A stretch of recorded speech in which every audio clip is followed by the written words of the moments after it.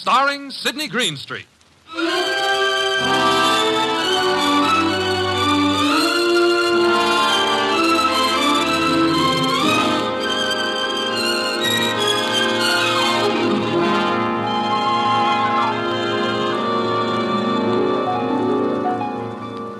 The place is Nero Wolfe's office. At the moment, the world's greatest motionless detective is sitting in the chair which was built especially to support his 300 pounds. His eyes are closed, and he's making sounds through his nose.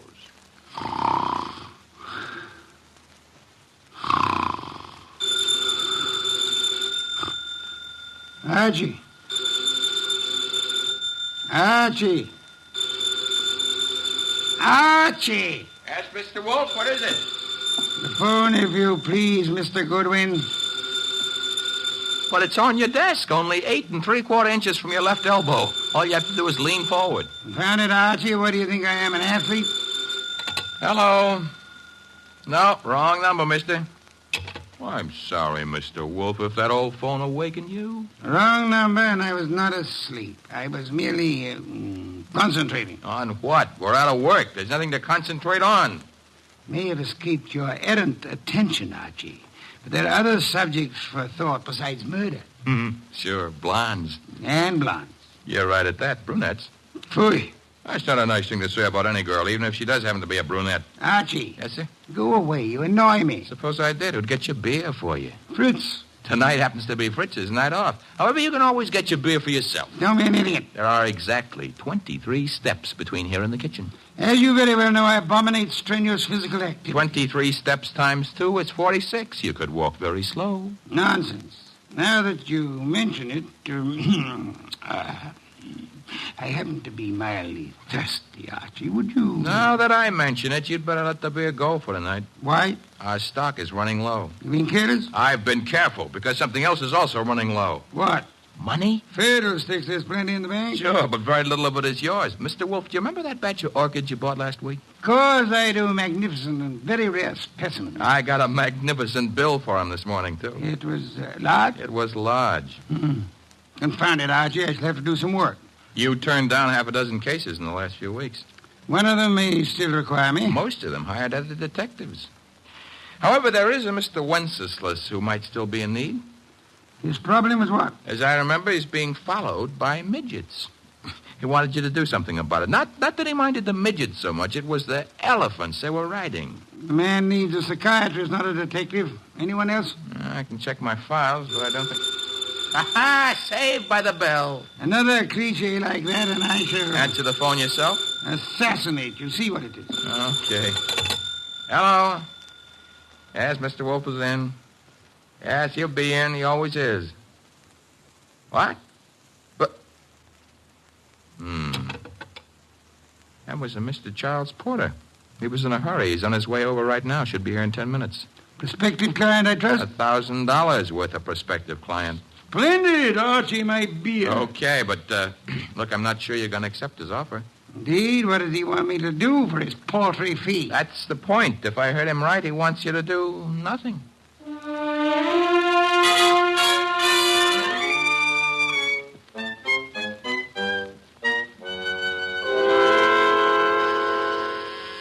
The door, Archie. Yes, sir. I hear it. Mr. Porter? Naturally, I'm Charles Porter. Who else would I be? It's a large field. Never mind. Come on in. I'm Archie Goodwin. Where is Wolfe? Mr. Wolfe is in here. Mr. Wolfe, this is Mr. Porter. Good evening. Fat, aren't you? It's moderately noticeable. Archie, a chair for Mr. Porter. Don't bother. I'm too impatient to sit. When I have business to take care of, I take care of it quickly. Very well. Send him out of the room. Mr. Goodwin, nonsense. He's my assistant. He remains. I don't like it. Archie, show Mr. Porter out. Now, wait. There's no need to get temperamental. Perhaps I'm a little abrupt. Rude. I'm a worried man. And impatient. You're wasting time, Mr. Porter. I suppose I am. The reason I came to you... Young man, what are you doing with that notebook? Getting ready to make marks in it. But... Oh, never mind. Mr. Wolfe, you have a client named Dorothy Spencer. Have I? There's no need to be coy about it. I happen to know. Then you know. I want you to drop her. Drop her? Refuse to handle her case. Close the books on her.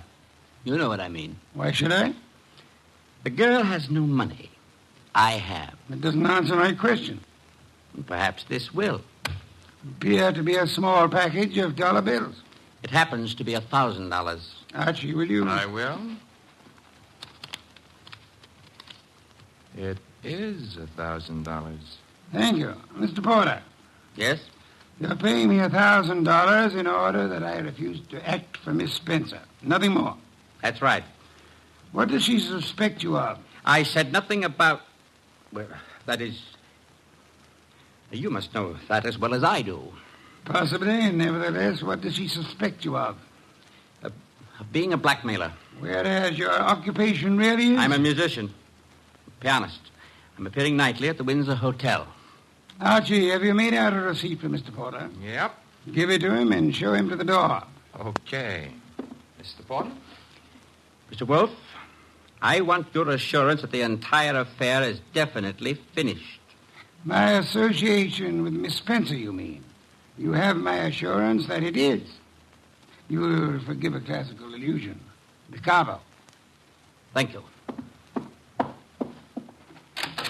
Good night. Mr. Wolfe, I have a secret about Mr. Porter. He smells. Some perfume or other. More important, his right coat cuff is more worn than his left cuff. And a Cabo happens to be a musical term meaning start again from the beginning. Oh? Porter thought it meant finished. Therefore, Mr. Porter is a liar. His ignorance of common musical term indicates that he's not a musician. The worn right coat cuff, that he is an office worker. That's kind of leaping to a deduction. But even if Porter's a liar, Mr. Wolfe, there is something else. He paid you $1,000 to drop a client named Dorothy Spencer. Mr. Wolfe, you never had a client with that name.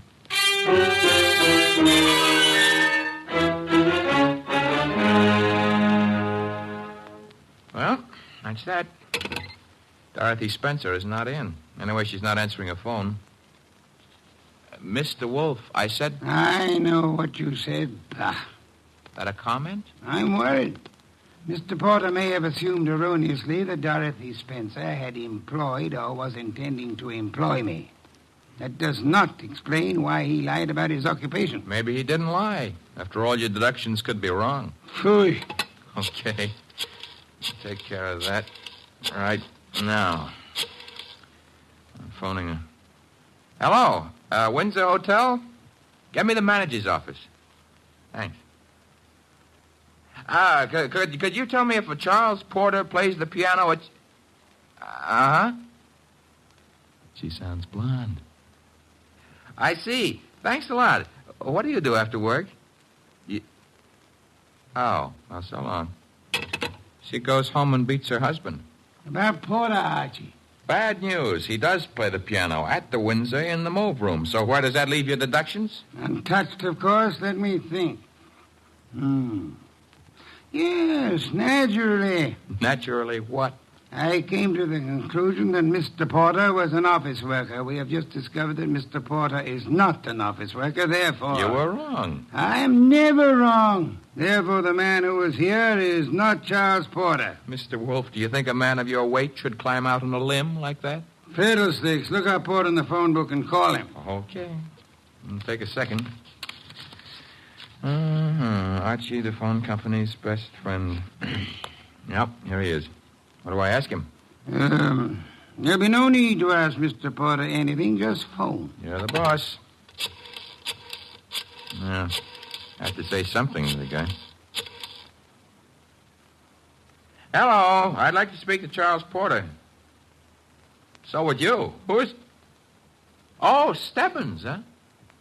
Yeah, that's right, Archie. Oh. No, don't bother why I called. It's a coincidence. Goodbye. You know who that was? No. That was Sergeant Stebbins, Sergeant Pearlie Stebbins. I might add, as though you didn't know, that Stebbins happens to be a sergeant in homicide. Indeed. You expected this. I still don't know what your conversation was about. It was about Charles Porter, who maybe was a liar, but who isn't going to tell any more lies on account of he was just shot to death.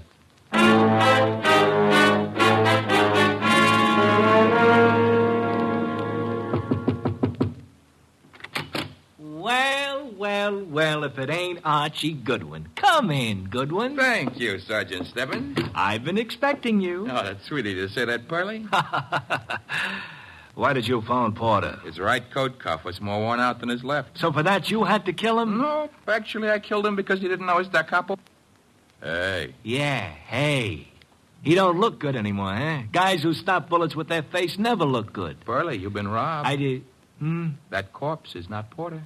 Now, relax, Goodwin, relax. His fingerprints were on file and they check. His girlfriend says he's Porter. If he could get up and talk, he'd tell you he was Porter.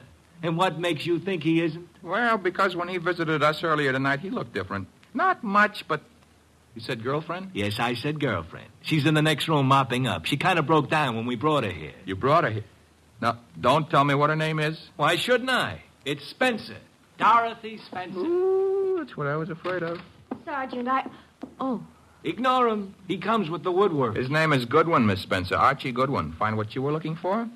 What I was looking... Somebody's gone through this place like a minor league hurricane. You? What business is it of Of yours? mine? None, maybe. On the other hand, Nero Wolfe might have other ideas. Matter of fact, I'm sure he'd have. Miss Spencer, why don't you go see him? The address is 601 West 35th Street. I don't see why. You want your boyfriend's murderer found, don't you? Now listen, Goodwin, the police are working on this. Sure, they'll see to it nobody harms a corpse. Goodbye, Miss Spencer. Don't forget that address, 601 West 35th Street. Believe it or not, you used to be a client of ours.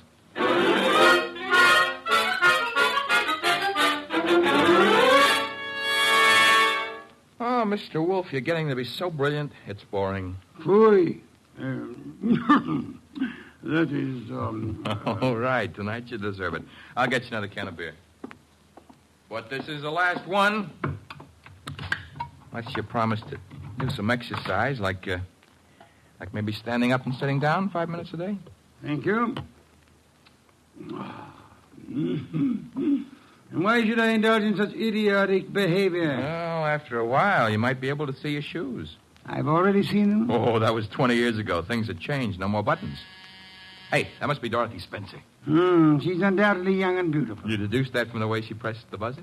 I deduced that from the gleam in your eye, bah. Bah, all you want. I'm going to keep that gleam shining. Hello, Miss Spencer. Come in. Thank you. Mr. Wolfe. Is the large sitting-down gentleman behind the desk.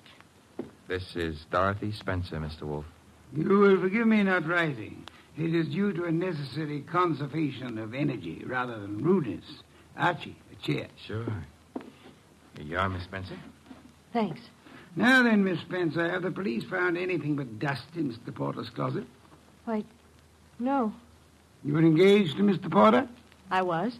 That ring you're wearing, he gave it you? Yes. May I see it? Well, all right. Here. Thank you. Expensive. Very expensive. You may have it back. Miss Spencer, why are you marrying Charles Porter? I loved him. Phooey. Mr. Porter, according to Archie's description, was twice your age with considerably less than half your attractiveness. Love may perhaps be blind, but it is not astigmatic. I don't know what you mean. What were you searching for under the nose of the police? Nothing. Nothing at all. How did your fiancé earn his money? He played the piano at the... Phooey. What he earned there in a year wouldn't begin to pay for the ring he gave you. Would you like to try again? I don't know how he made his money. I suggest that you do. I suggest that he earned money by the same method that he induced you to consider marrying him. Blackmail. Oh, but... Why was he blackmailing you? Old letters I'd written when I was too young to know any better. Your motives for murdering Porter would be twofold, then. Recovery of blackmail material and the avoidance of marriage to a man you dislike. I didn't kill Charles. No doorbell, Archie. Get Miss Spencer into the kitchen once. Must be the police. Yeah, let's go, Miss Spencer. Right through that door. And stay there until I call you. Front door, Archie. Mr. Wolfe, do I know Dorothy Spencer's here? You know nothing. A simple role for you to play. I haven't got time to resent that insult right now, but wait until the next time you drop a collar button. Well, bless my soul, if it isn't dear old Inspector Kramer. How is the homicide department? Where's Wolfe? Big surprise. He's sitting. Mr. Wolfe? Good evening, Inspector. Where's Dorothy Spencer? This is not the Bureau of Missing Persons. The district attorney would like to talk to her.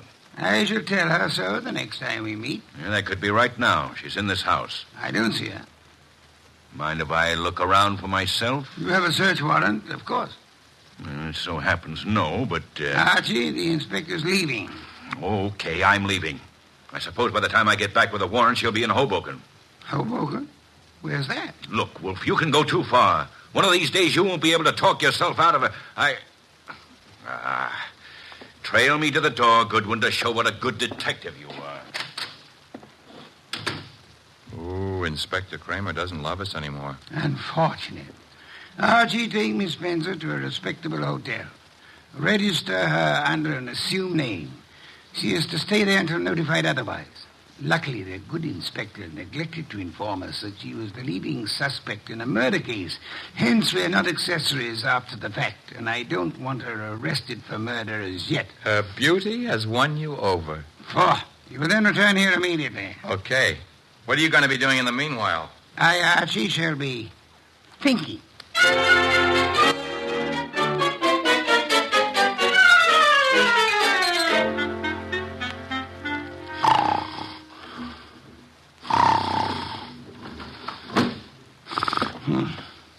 Archie? No. No, not Archie. Our impatient and non-musical friend came in through the window. How are you, Mr. Not Porter, of course? Where's the girl? Question is beginning to bore me. I don't know. I think she's here. So did the police. I might add that they were slightly closer to the truth. Incidentally, what makes you think she was Porter's accomplice? She must have been. Nonsense, she wasn't. Porter was blackmailing her, just as he was blackmailing you. In her case, it was letters. In yours, a previous criminal record, perhaps, that your employers might be interested in. I want to know where she is. Maybe this would help you remember. Good heavens, don't point a pistol at me. It annoys me. The police, I should think, opened the door for them like a good fellow. Oh, no. I'm leaving. But if I don't find that girl, I'll be back. Knock the blasted thing down if it isn't open. All right, Wolfe. I've got the search warrant. Also, no doubt, a fine tooth comb. Bah. By the way, Inspector. All right, boys, cover the house. All right, Inspector. Well, what did you want? As your men go through the house, will you have one of them shut the back window? I've just had a burglar, and I suspect he left it open. Unless the matter is attended to, the house might be filled with fresh air. Well, what's the matter with that? Fresh air, deadly poison. It clogs the lungs. And may I point out that the warrant you're clutching in your hot little hand is not a lease on the house. Finish your search quickly, if you please, and then... why not try Hoboken?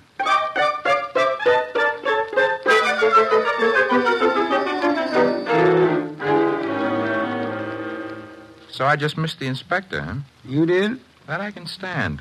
I'm sorry about the burglar, though. Perhaps we can arrange to have you meet him in the morning. He left his calling card with name and address on it? He dropped his handkerchief here on my desk. Oh. It's a handkerchief. It smells. So it does. But, All of our unknown friends' clothes carry the odor. Therefore... Yeah? You will go out immediately to the nearest drugstore, buy a specimen of every cake of soap manufactured in this country.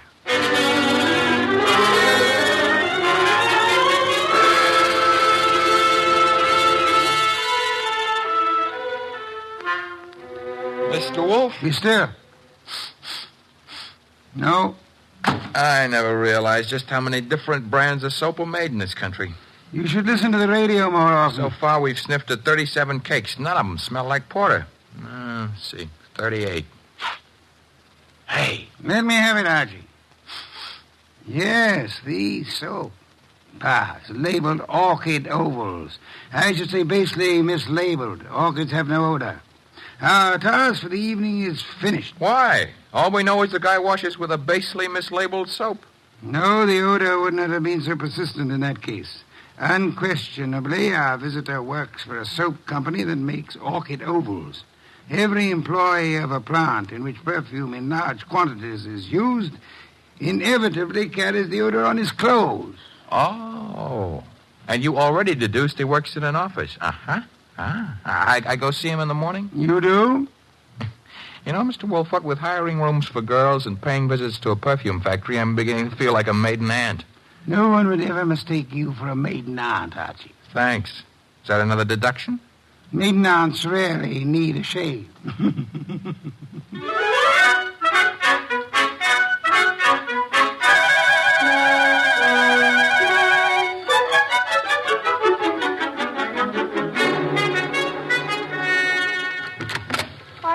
Good morning.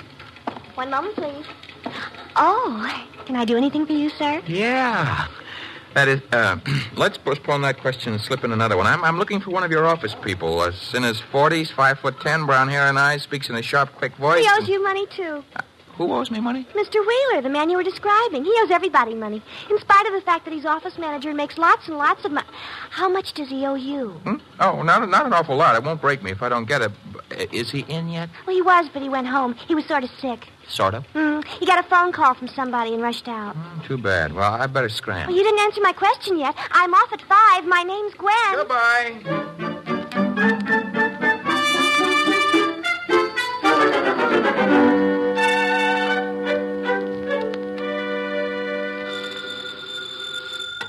Wolfe speaking. Archie here. Unknown's name is Wheeler. He left the office this morning sick after he got a mysterious phone call. Bad, probably. Get to Dorothy Spencer at once and bring her here. Right. I'm at Wheeler's house now. Thought I'd better check. His wife's here, too. Blonde? Uh-huh. How could you tell? Fatuous smirk in your voice. Get out of there fast, and don't stop to console Mrs. Wheeler.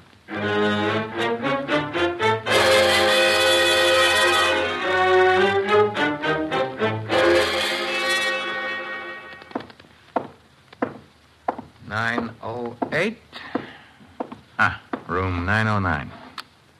Miss Dorothy Spencer.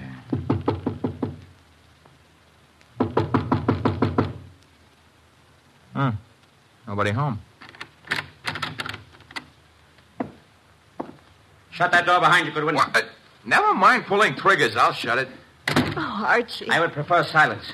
Keep your hands high, Goodwin. It's unhealthy. All the blood had run into my head. Archie, he murdered Charles. He did. Tut, Mr. Wheeler. You really shouldn't have. It's against the law. Get into the bathroom, both of you. I already shaved. I phoned him. I thought maybe he had my letters. Porter couldn't keep his mouth shut about his other He victims. was going to force Dorothy to marry him. Did you find his material, Wheeler? Yes, in an office. He read it as a front.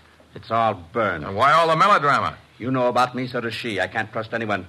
Get into the bathroom, I said. Look, let's not lose our heads about this. Get moving, Goodwin. I like it here. All right, then. Here is where you'll get it. Hey, wait a minute. Something's wrong. I got shot and Wheeler fell down. I shot him, Goodwin. Stebbins. Dear Sergeant Stebbins. Oh, you little flat-footed angel. It's lucky for you my flat feet got staked out here in time. Just for that, I'll buy you a pair of arch supports for your next birthday. But I'm beginning not to believe this. You had it all figured out? Well, not exactly. Well, that is... Wolfe sent you here. Well, he kind of phoned in and suggested one of us shoot down here and do some rescue work. That old devil. Hey, you're not kidding. What are you laughing about? Wolfe wasn't sure whether you'd need rescuing from Wheeler or... Stop killing yourself with your own jokes. or whether Miss Spencer would need rescuing from you.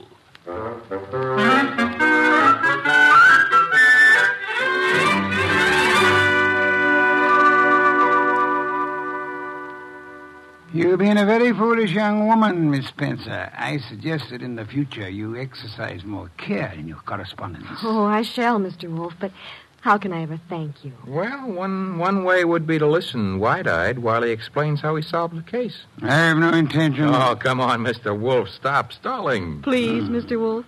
Well, I'd be very happy to. As a matter of fact, I'd like to see anyone try to stop me. A man came to me, offered me $1,000 to drop a client I didn't have. Why? Because obviously he wished to direct my attention to that client. Me? You, Miss Spencer. Now then, he identified himself as Charles Porter, a musician. But I tested him and discovered that he knew nothing of music. Ha! The da capo routine. Precisely. Therefore, he was an imposter. His purpose? Yeah? To indicate by no means subtly that enmity existed between Porter and Dorothy Spencer. Huh?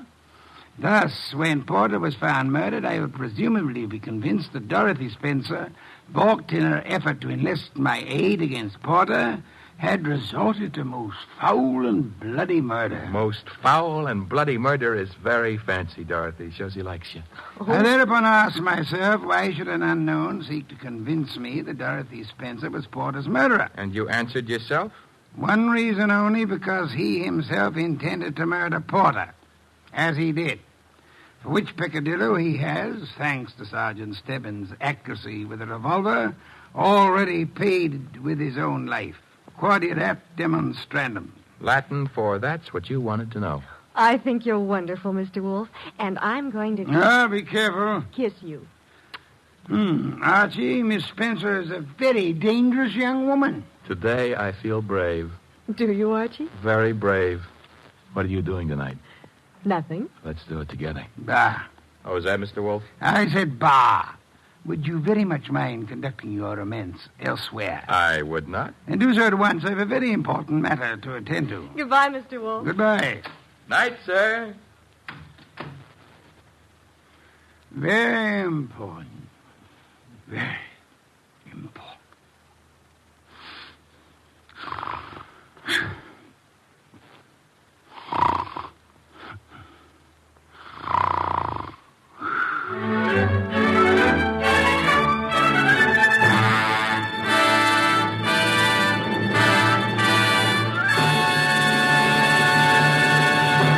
You have been listening to The New Adventures of Nero Wolfe, starring Sidney Greenstreet.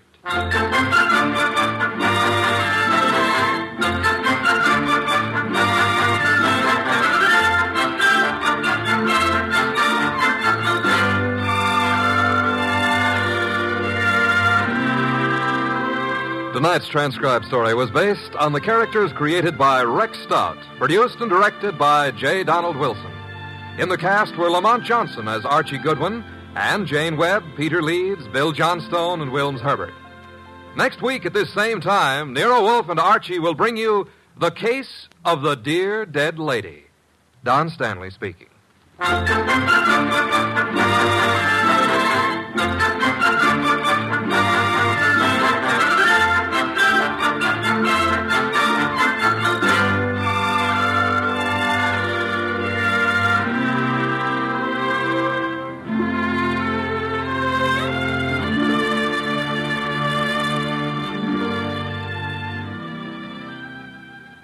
Three chimes mean good times on NBC. The NBC chimes are excited about the big show, an hour and a half every Sunday night with Tallulah Bankhead as Fem-C. Comedy with stars like Jimmy Durante, Fred Allen, Jack Carson, Groucho Marx, and a host of others. Music with Meredith Wilson, Mindy Carson, and many more. It presents drama with Mr. Jose Ferrer and many more leading stars of Broadway and Hollywood. It's The Big Show. Starts Sunday, November 5th on NBC. This is Chester William Bendix Riley. The Man Called X follows on NBC.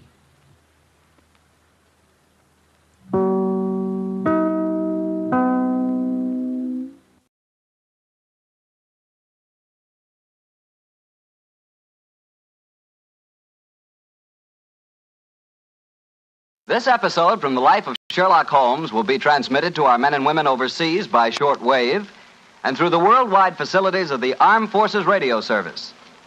Petri Wine brings you Basil Rathbone and Nigel Bruce in the new adventures of Sherlock Holmes.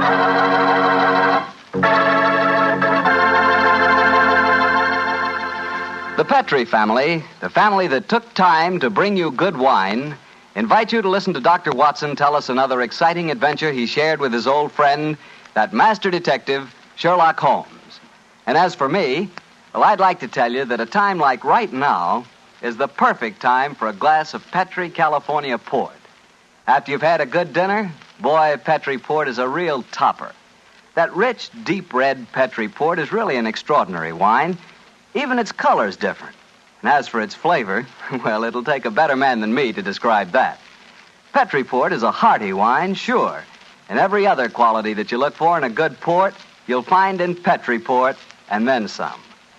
Try Petri port by itself, or serve it with fruit, with nuts, or with cake. But share it with your friends, will you? Because you can serve it proudly. After all, it is a Petri wine, and that name Petri is the proudest name in the history of American wines.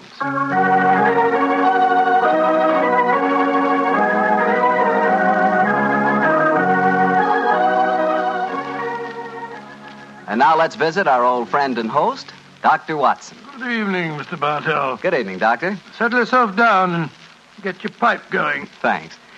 Doctor, last week you told us that tonight's story took place in the Casbah at Algiers. Yes, the Casbah. I remember it as the place of countless streets winding up and down, past colorful cafes where 100 tongues were spoken. And often a street would end in shadowy darkness, which a man would be foolhardy to enter alone. Yes, Mr. Bartell, that was the Casbah that Sherlock Holmes and I knew in that winter of '99. Well, how did you happen to be out there, Doctor? Do you mind if I tell you the story from the start, Mr. Bartell? It really began on a wintry night in Baker Street at the conclusion of the strange murder in Montrevor Castle. A charming young girl sat on the sofa of our lodgings in Baker Street and talked to us. But, Mr. Holmes, you can't say you'll have nothing more to do with the My dear Montrevors. Miss Stretfield, I found the true murderer of the Dowager Countess, and he committed suicide. Surely the case is ended. Yes, Mr. Holmes, you found the real murderer.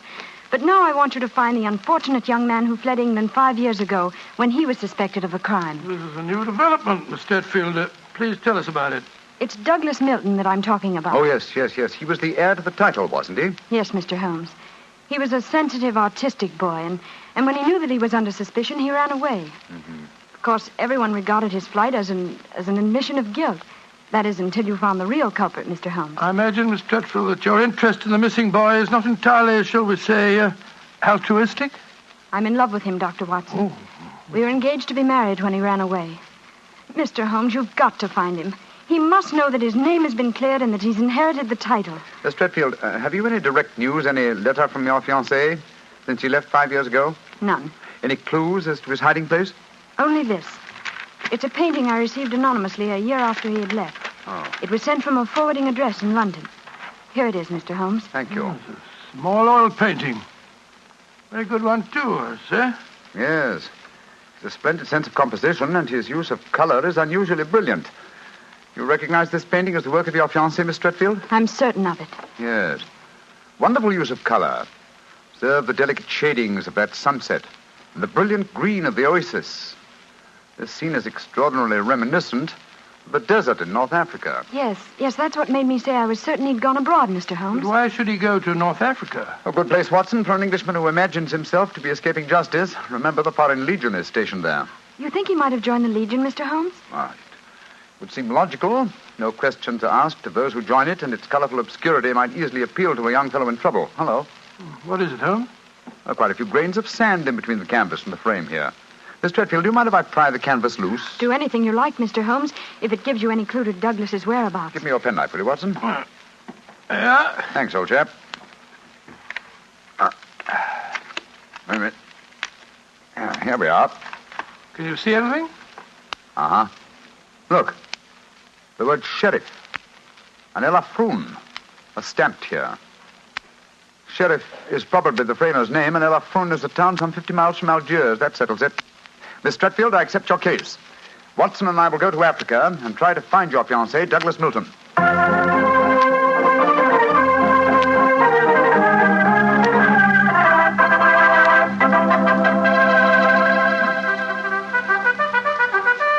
Monsieur Sherlock Holmes and Dr. Watson. I have heard of you so often, but I never thought I should see you here at the headquarters of the Foreign Legion. What can I do for you, gentlemen? Well, Colonel Brisson, I'm trying to trace an Englishman who has been missing during the past 4 years. I have reason to believe that he might have joined the Legion. Yeah, I shall look in my records. Let me see. 4 years ago would be 1895. If Sherlock Holmes is tracking him, then I suppose he was in trouble in his own country. If he was in trouble, he might easily have come to us. We ask no questions. 97, 96, 95. In that year, 3 young Englishmen joined us. One of them died of dysentery 2 years ago in Cedar Raji. One of them deserted 18 months ago, and we have been unable to trace him. The third is my adjutant who brought you into my office just now. And he is, I would say, about 3 inches shorter than Douglas Milton. And men do not shrink in the Foreign Legion, eh, Colonel? They do not, Monsieur Holmes. And the fellow who deserted must be our man. Unless it's the one who died of dysentery. Colonel de Brisson, how would you advise us to set about trying to find a deserter? Monsieur Holmes, there's only one place in Algeria where a man can hide from the Foreign Legion and remain hidden. Oh, and what's that place? The Casbah in Algiers. Then that's our destination, Watson. Be very careful, please, gentlemen. The Casbah is a place where the law is exiled. The police have no jurisdiction there. The only rule is that of strength, violence, and trickery. We shall be very cautious, I assure you. Goodbye, Colonel de Brisson, and thank you for your help.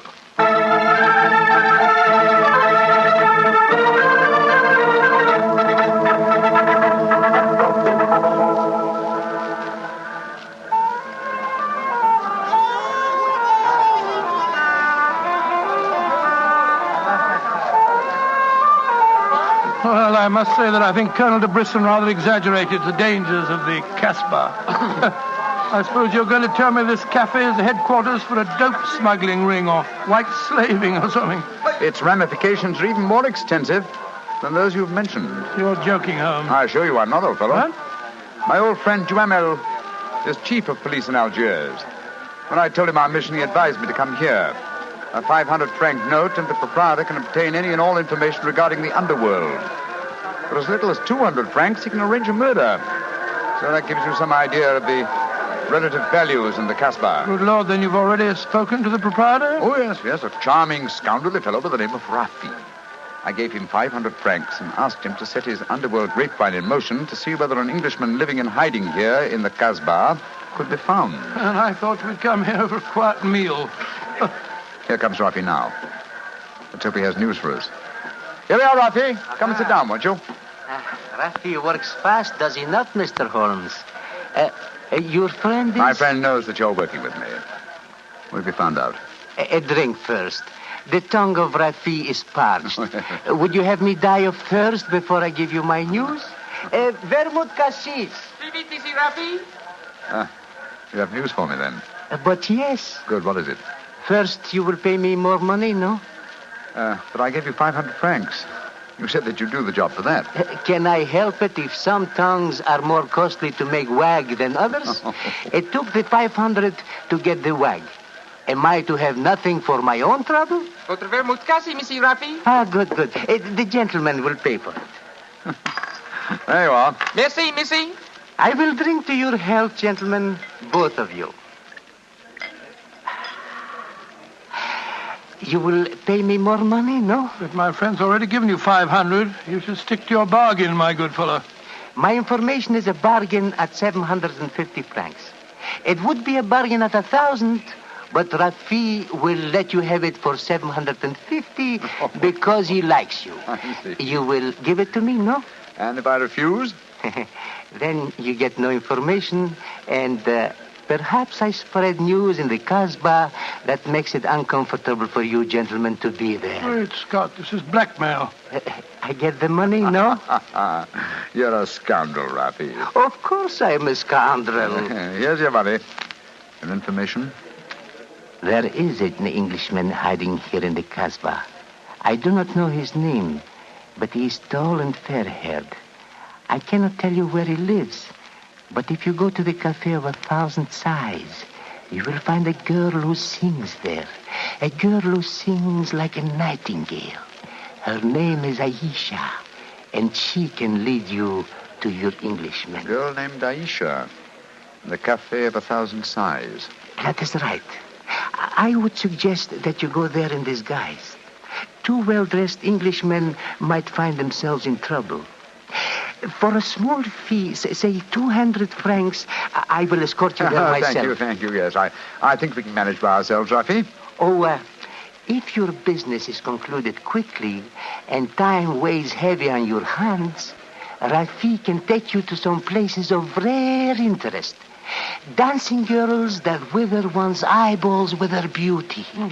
For 500 francs, gentlemen... Thank you, Rafi, thank you. I have a feeling the time will not weigh heavily on our hands. Good night. You work too hard, gentlemen. You should learn how to play. Good night. On my soul, I think that fellow's the biggest blackguard I ever met. I quite agree, old chap, but he is amusing. By the way, Holmes, don't you think that when this case is finished, we might have a time on our hands? Oh, Watson, you're incorrigible. But I think... Watson. What is it? Look at the man sitting over in the corner by himself. By Joe, yes, his face seems familiar. We've seen him before somewhere. Of course we have. His name is Oliver Leeming. We met him at the inquest on the Montrella case. So we did. Now, what on earth do you suppose he's doing here in the Casbah? Not on a holiday, I'm sure. Mr. Oliver Leeming, if you recall, is a cousin of Douglas Milton's, the man we're searching for. If Milton were ever declared legally dead, Mr. Leeming over there would inherit the title. It looks to me as if we're not the only people in the Casbah who are searching for the missing heir. That's true, old fellow. Come on, let's go and talk to the gentleman.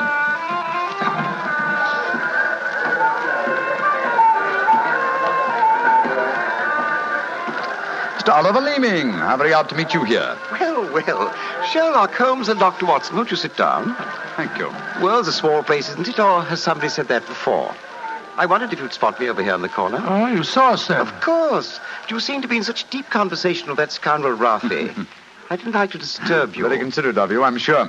Why are you here, Mr. Leeming? Oh, I'm making a business trip. This is my day off. As I recall it, you're in the publishing business. Correct. What a memory you have. It seems peculiar that you should be on a business trip here. Are you planning on opening a publishing house in Algiers, or are you searching the Casbah for new authors? Why not? I'm a great believer in encouraging new talent. Mr. Leeming, why don't you admit that you're here for the express purpose of trying to find your cousin, Douglas Milton? Mr. Holmes, you've discovered my secret. The great Sherlock Holmes and his watchdog have their eagle eyes on me. They know that I succeed to the title if Douglas Milton dies. Yes, Mr. Leeming, we know that fact. And you have fathomed my plan to find Douglas before me and kill him so that I may inherit the title. How lucky I am to meet you in the Casbah, where you cannot arrest me.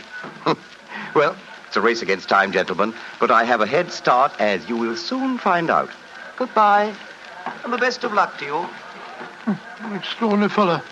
He's joking, of course. I believe not, Watson. I think he labors under the whimsical belief that the best method of discounting the truth is to state it as boldly so that it will not be believed. Great Scott, then we must work fast. Yes, old chap, we must. I'm sure that we're entrants in a race against death. We must get back to the hotel and into our disguises as quickly as possible. After that, we shall visit a young lady named Aisha in the Cafe of 1,000 Sighs. And I'm certain, Watson, that it will be the first time two men have ever entered the Casbah for the express purpose of preventing a murder.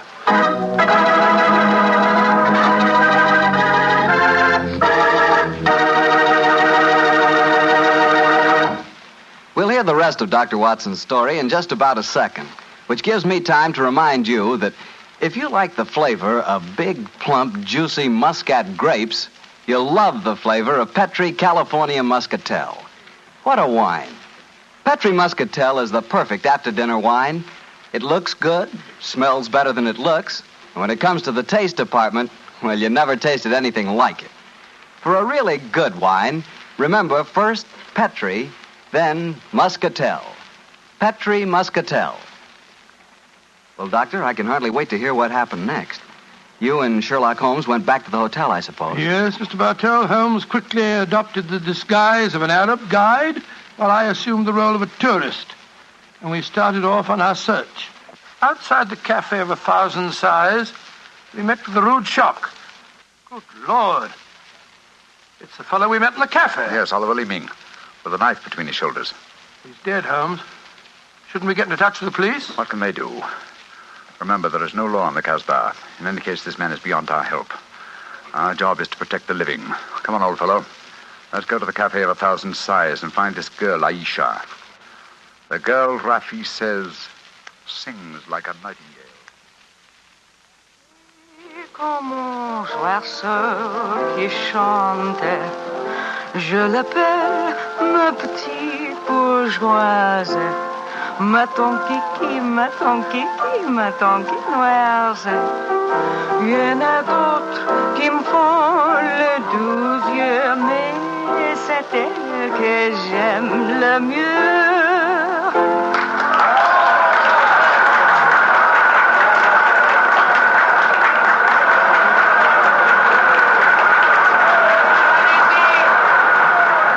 Oh, so that's the girl, Aisha. She's very beautiful. Here we get our role of tourist and guide, old chap. Master, would wish to meet this Aisha? Very much indeed. I will see if it can be arranged, Master. Wait here for me, Watson. I'll see what I can do. Right you are, Holmes. Be careful now.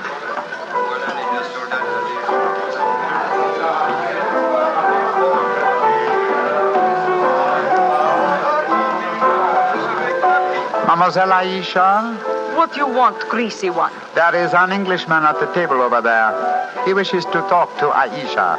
Which one is he? The man who sits at the table in the corner. He is very rich, Aisha, and he admires you a great deal. He told me to give you this 500-franc note. So? Very well. You may bring him to my rooms. The door is at top of stairway, to the right. Good, Aisha. I fetch him. I shall be waiting.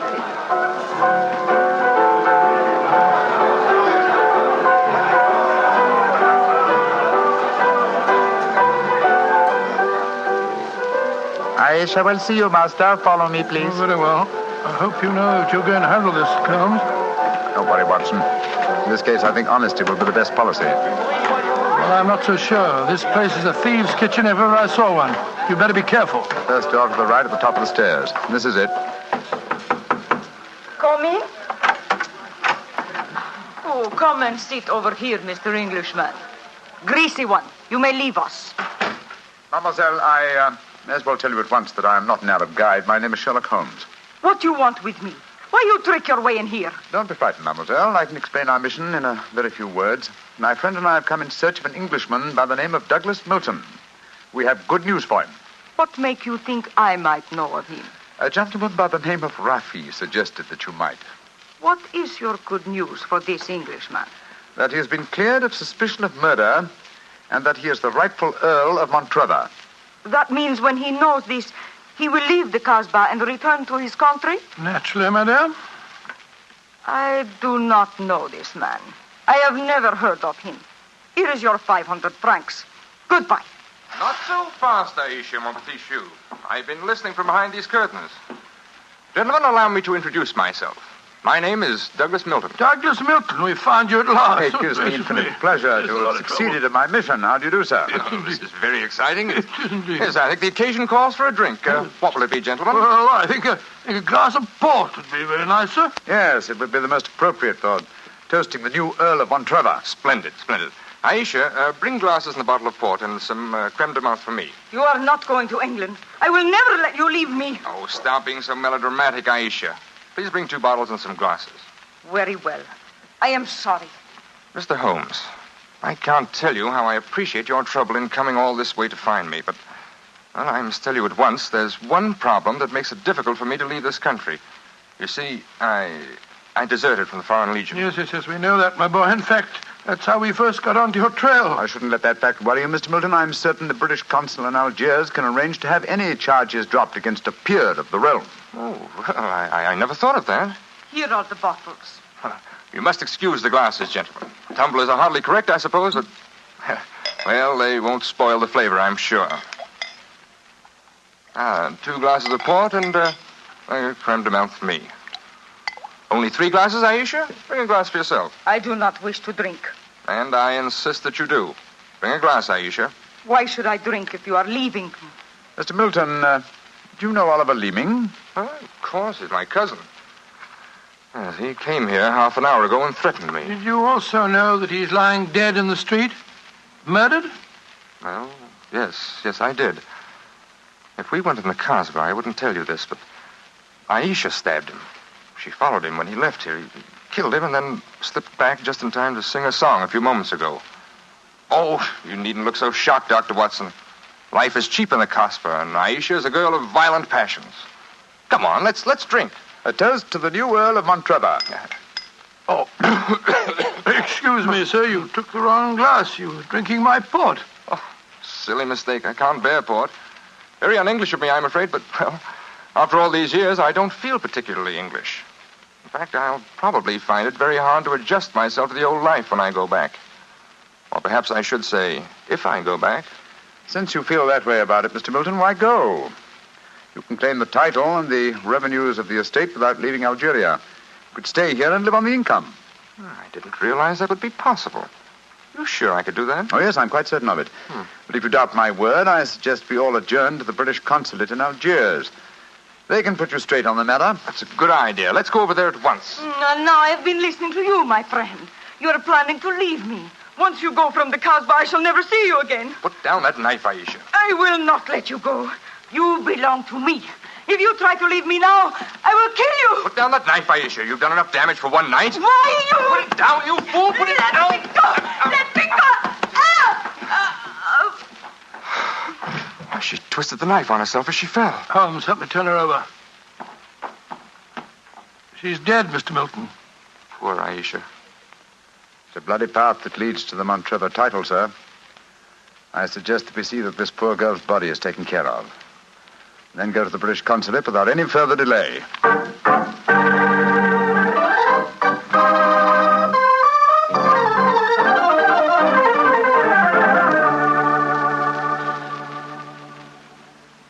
Now that we're at the consulate, Mr. Milton, I suggest that you swear on oath that you are Douglas Milton, heir to the Montrevor estate. This gentleman is a commissioner of oaths, and we can go in and see the consul. Very well.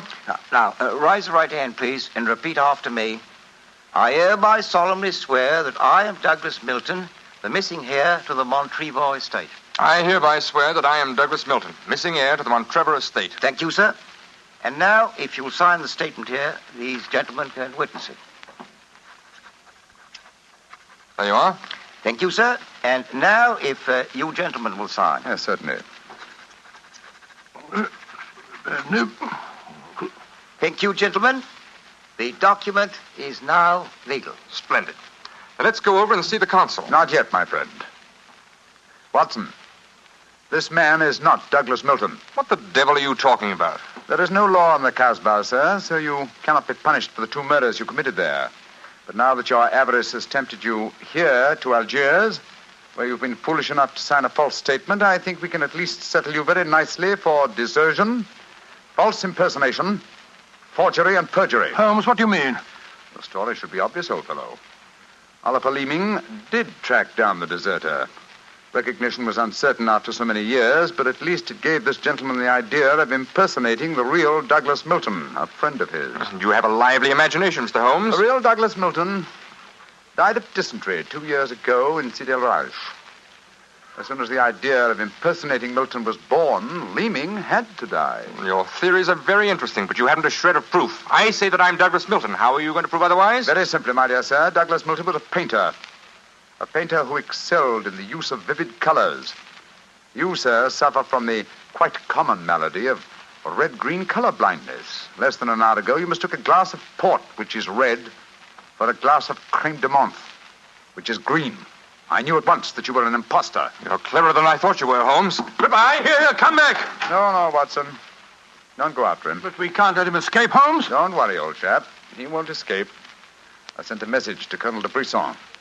If you go to the window, I think you'll find that the consulate is being watched. The Legion has a long memory for desertion. I don't think he'll get very far. They got him, Holmes. Shot him as he was trying to run away. A just death for him. He lived a life of violence and treachery, Watson. It's only fitting that he should die in the same manner.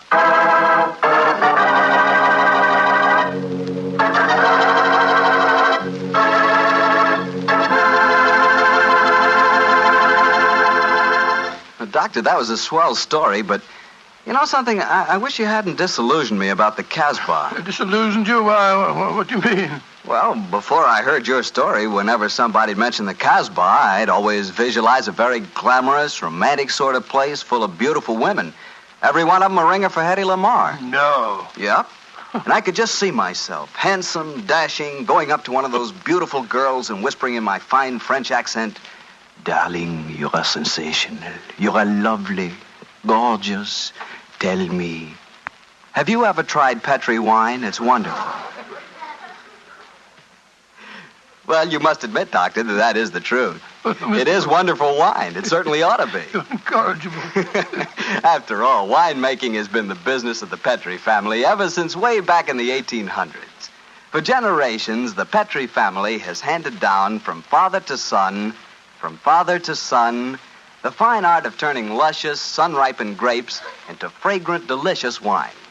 And don't forget, because the making of Petri wine is a family affair, the letters P-E-T-R-I on a bottle of wine are the personal assurance of the Petri family that every drop of wine in that bottle is good wine. So no matter what type wine you prefer, for any occasion, remember you can't go wrong with a Petri wine because Petri took time to bring you good wine. Well, Doctor, now I suppose you're ready to tell us about next week's story? Yes, and as soon as I have, I want you to meet a friend of mine. A friend? Yes. But first, Mr. Bartell, next week, I'm going to tell you an adventure in which, for once, Holmes came off second best. An exciting story of high society and romance. I call it A Scandal in Bohemia. Boy, that sounds swell. And now, what about your friend? Well, he's waiting at the microphone in San Francisco. He's Dr. Langley Porter, and he wants to tell us about something very important. Dr. Langley Porter. Thank you, Dr. Watson. Radio listeners, tonight in Italy there are thousands, many thousands, dying of cold and hunger. Babies, children, expectant mothers, old folks, dying for want of clothes, want of food. This organization, American Relief for Italy, appeals to you to search your homes for anything that can be made useful for starving, freezing men, women, children. Clothing, layettes for babies, diapers, shoes, food, surgical supplies, but above all, clothes. Clean clothes, fit to wear. Take them to the nearest fire station. That your gifts will reach the Italians who need them, you may be sure. Americans of this organization will distribute the packages in Italy through the Italian Red Cross, the Catholic Relief Organization, the League of Italian Women, the Confederation of Italian Labor, and the Italian government. In California, rationing has gone. Christmas comes. There, in Italy, death is on the prowl. Radio listeners, lives can be saved. It's up to you. Thank you, Dr. Langley Porter. I know that our friends listening in will do all that they can to help the organization American Relief for Italy. Tonight's Sherlock Holmes adventure is written by Dennis Green and Anthony Boucher and was suggested by an incident in the Sir Arthur Conan Doyle story, The Crooked Man. Music is by Dean Fossler. Mr. Rathbone appears through the courtesy of Metro-Goldwyn-Mayer and Mr. Bruce through the courtesy of Universal Pictures, where they are now starring in the Sherlock Holmes series. This is the Mutual Broadcasting System.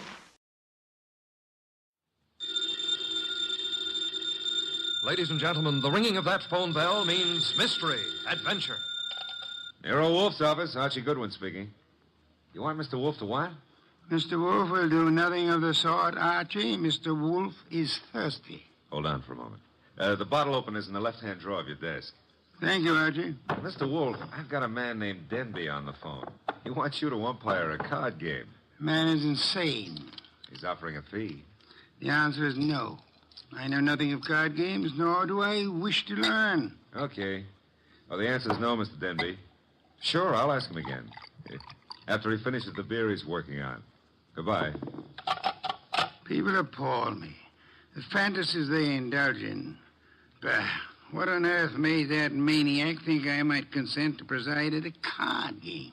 Well, it seems he expects one of the players to be death.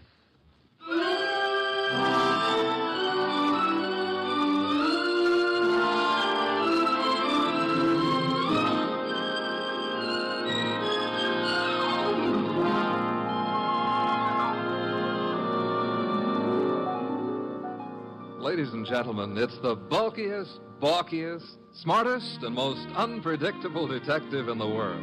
That chair-born genius, Nero Wolfe. Created by Rex Stout and brought to you in a new series of adventures over this NBC network in the person of Mr. Sidney Greenstreet.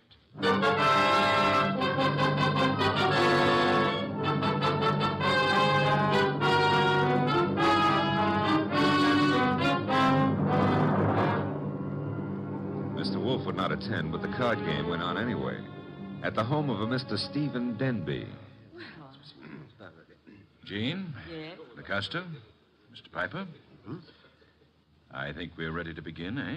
I'm ready. Yes, Jean. You always are.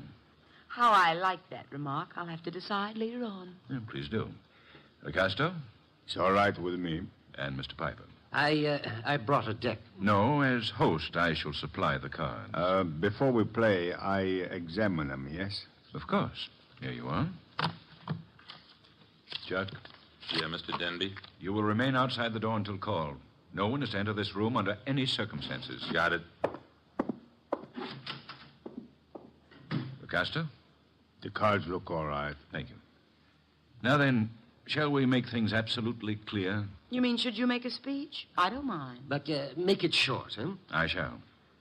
The four of us seated at this table are joint owners of the Candy Club, a rather successful institution devoted to the sale of food, liquor, entertainment... And the gambling. And games of chance. For some time now, we have all resented sharing the profits. Some of us have attempted to buy out the others. Denby, you needn't babble on. No one wants to sell. We know that. True, Mr. Piper. Which is the reason for this little game of cards. One hand shall be dealt to each of us. A hand at poker. Whoever wins gets the club. The others retire as gracefully as they can. Agreed? That's why we... Agreed. Very well. The cards are shuffled. I'll place them in the center of the table.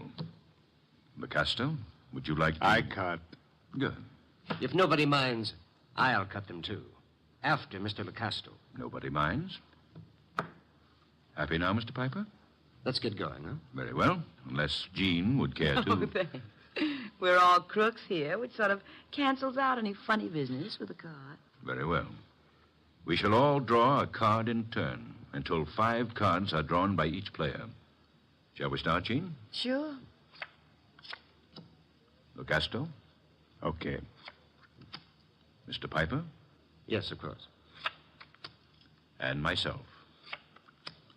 We just keep going in rotation. This is fun. Fun? No. There's too much money which rides on these cards. That's what makes it fun. Would you mind keeping quiet? I'm nervous. We all are, one way or another. I think we all have our 5 cards now. We all got them. Very well, then. In the same order that the cards were dealt. Jean? A pair of 3s. LaCosta? Nothing. Mr. Piper? Kings. 2. The light! Piper. What?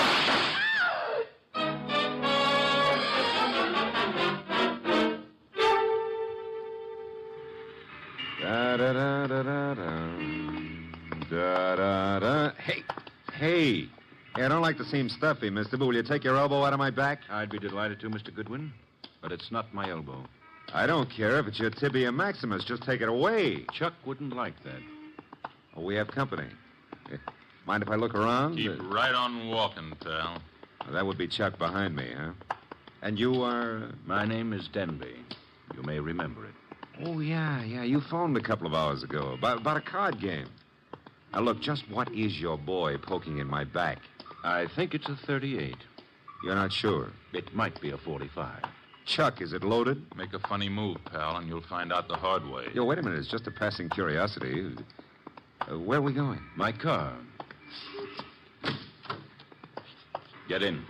If you insist. I guess you do. Okay.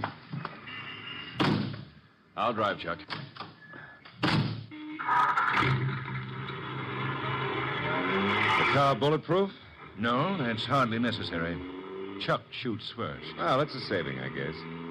The only thing is, I hadn't figured on taking a ride. I told Mr. Wolfe I was going for a walk. He disapproved, You're going for a ride. Isn't that a little corny? Now, there's a minor difference. Usually the guest, shall we say, is killed at the conclusion of the ride. In this Let's case... not make the difference too minor, huh? You will survive the ride. It's what comes afterwards that might kill you.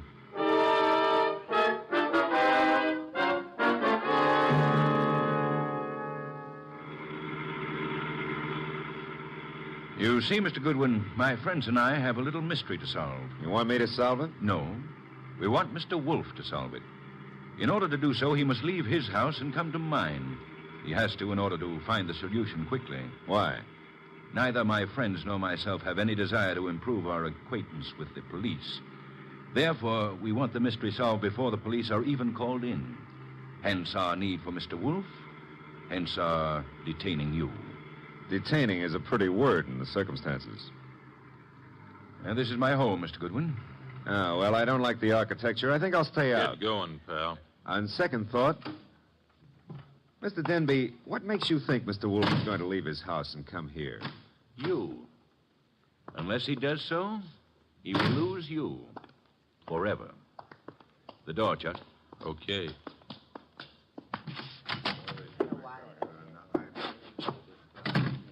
Mr. Goodwin, may I introduce you to my associates in business and in poker? To your right, Mr. Lecasto, a charming but impulsive fellow. Hello. He's only the stooge. Where's the fat fellow? In time, Lecasto. The lovely lady whose back is to you is Jean. Jean something or other. She's always changing her name. Hello. Hello. And the gentleman facing you is Mr. Piper. How do you do? Is he exclusive or just... Hey, he's wearing his red carnation a little low, isn't he? Over his heart. Except that's no carnation. That, Mr. Goodwin, is blood. Lifeblood.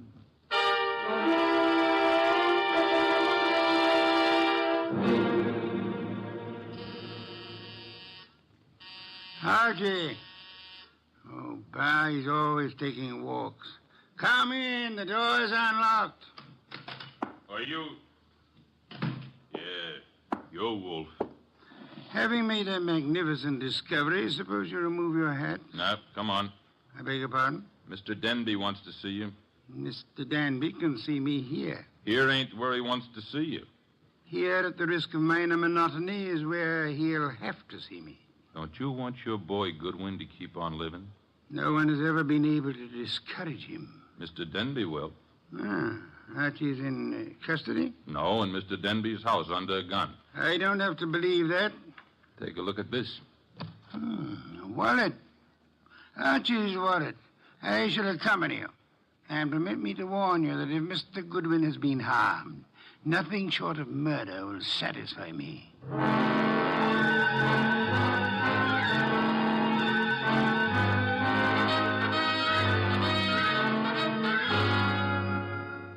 It's getting late. Wolfe isn't here yet. Maybe he doesn't worry about you, Goodwin. Well, he could have been delayed. Maybe an orchid needed a pollen transfusion or something. Besides, only the good die young. Then you must be very, very good, Archie. That remark I didn't care for. We sit here and wait for the fat one, but in the meanwhile, the police... The police will come when we notify them. But they will not like the delay we make to notify them. I say we waste time. I say the fat one will not risk coming. You say entirely too much. Is that so? Maybe I kill you myself. Picasso, put that gun away. Yes, darling Archie should have a chance to live. Not long if Wolfe doesn't come. Stop looking so pleased. Are you afraid to die, Archie? Yeah, well, I'm not looking forward to it. It's so final.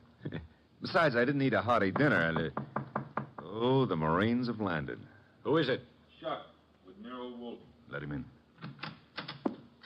Shut the door, Chuck. Stay outside. Archie? Hello, Mr. Wolfe. Oh, am I glad to see you. I regret I cannot say the same thing.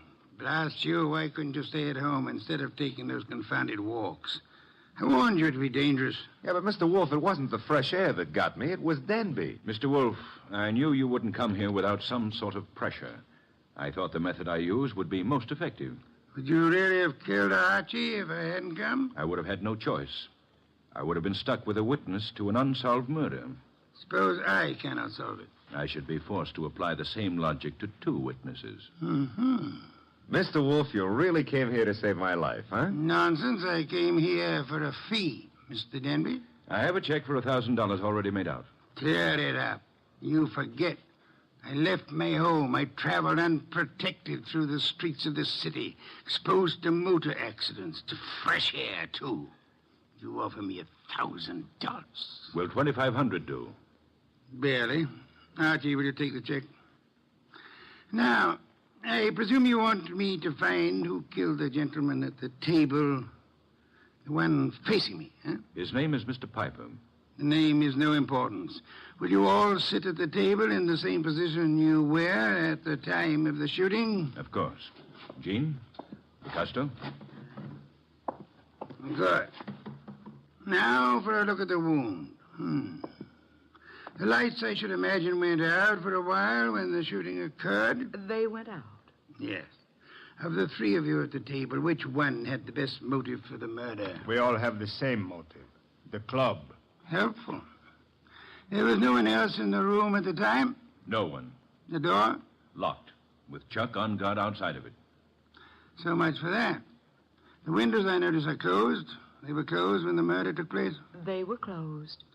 The window panes are all unbroken, which eliminates the possibility of the shot being fired from outside of them, unless one of them was raised and lowered. That wouldn't have been possible. The windows are secured by catches. Archie, will you check that? Okay, Mr. Wolfe. I shall for the moment assume that the windows are neither lying nor untrustworthy. Does anyone remember anything unusual occurring at the time of the shooting? Well, someone whispered Piper just before the shot. Indeed. You all heard that whisper? We heard it. Man's voice or woman? Well, I can't say. A whisper doesn't reveal much of anything. The windows weren't open, Mr. Wolfe. Which leads to... The fact that it had to be one of us in this room. But which one, Mr. Wolfe? The murder weapon. Ah, yes. Has it been moved? Nobody touched it. It's laying on the floor where it was dropped. Interesting. If you look closely, you will observe two oil spots staining the rug between the revolver and the lady's chair, indicating... who sat at the right of Mr. Piper? I did. Why? Mr. Denby. Yes?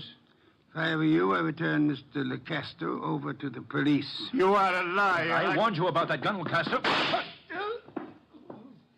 Was it necessary to shoot Mr. Lecasto? In the arm, yes. He was reaching for a gun.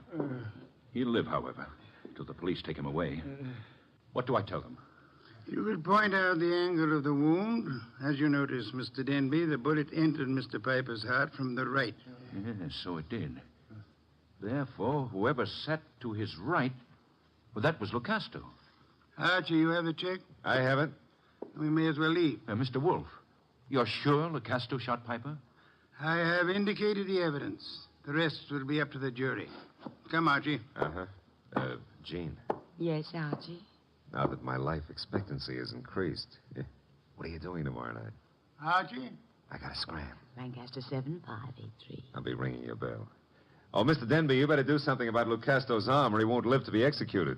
You see, the executioner likes them warm before he chills them.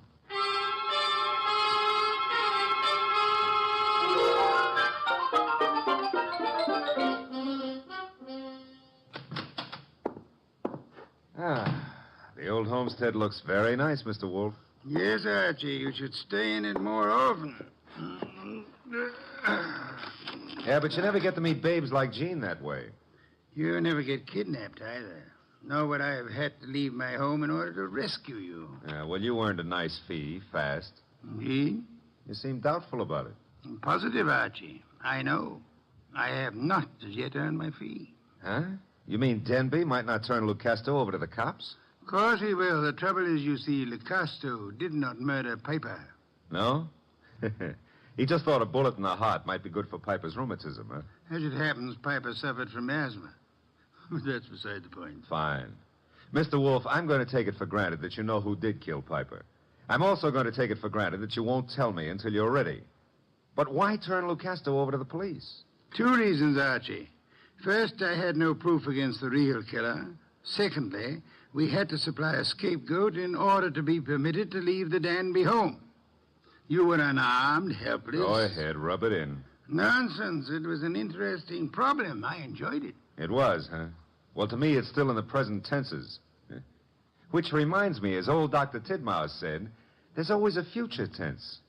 And in that future tense, Jean. No, Archie. Oh, Mr. Wolfe, stop. That girl's got a love for blood that appeals to the ghoul in me. Besides, did you notice what she does to her dress? Archie, I was merely about to say that I have no objections to your dallying with the girl. Oh, I don't believe it. My ears need overhauling. I objected only to the future tense. Why not call her now? Yeah, well, I won't pretend I understand this sudden enthusiasm on your part about my love life. Probably there's some foul, scheming motive at the bottom of it. But who am I to look a gift horse in the mouth? Now, let's see. Her number was, Lancaster 7583, of course.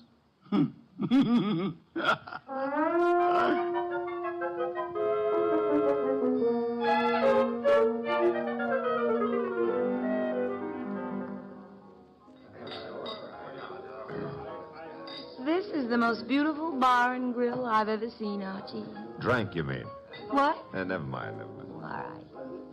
Archie, did anybody tell you were beautiful, too? Well, a girl here and there has mentioned it. Oh, were they liars? Tell me, Jean, how did you ever get into the gambling den racket? Because I'm a crook? Well, I suspected that, but, I want another drink. you've had enough. I want another drink, and when Jean wants another drink, no gentleman who is a gentleman... Jean, get down. Oh, let me go. I don't want to climb under the table. You'll stay under here until the barrage stops. I guess the war's over. All right, Jean, get up. No, now I'm here. I like it. I'm going to stay here for months and months. Jean, do you realize that somebody just tried to kill you? And I thought you had such a nice, honest face. No, not me. Somebody out in the street. I don't know why, but Mr. Wolfe will. Come on, pull yourself together and let's go see him. The nice fat man? All right, I like him. You do? Why? Because he'd make such a big corpse.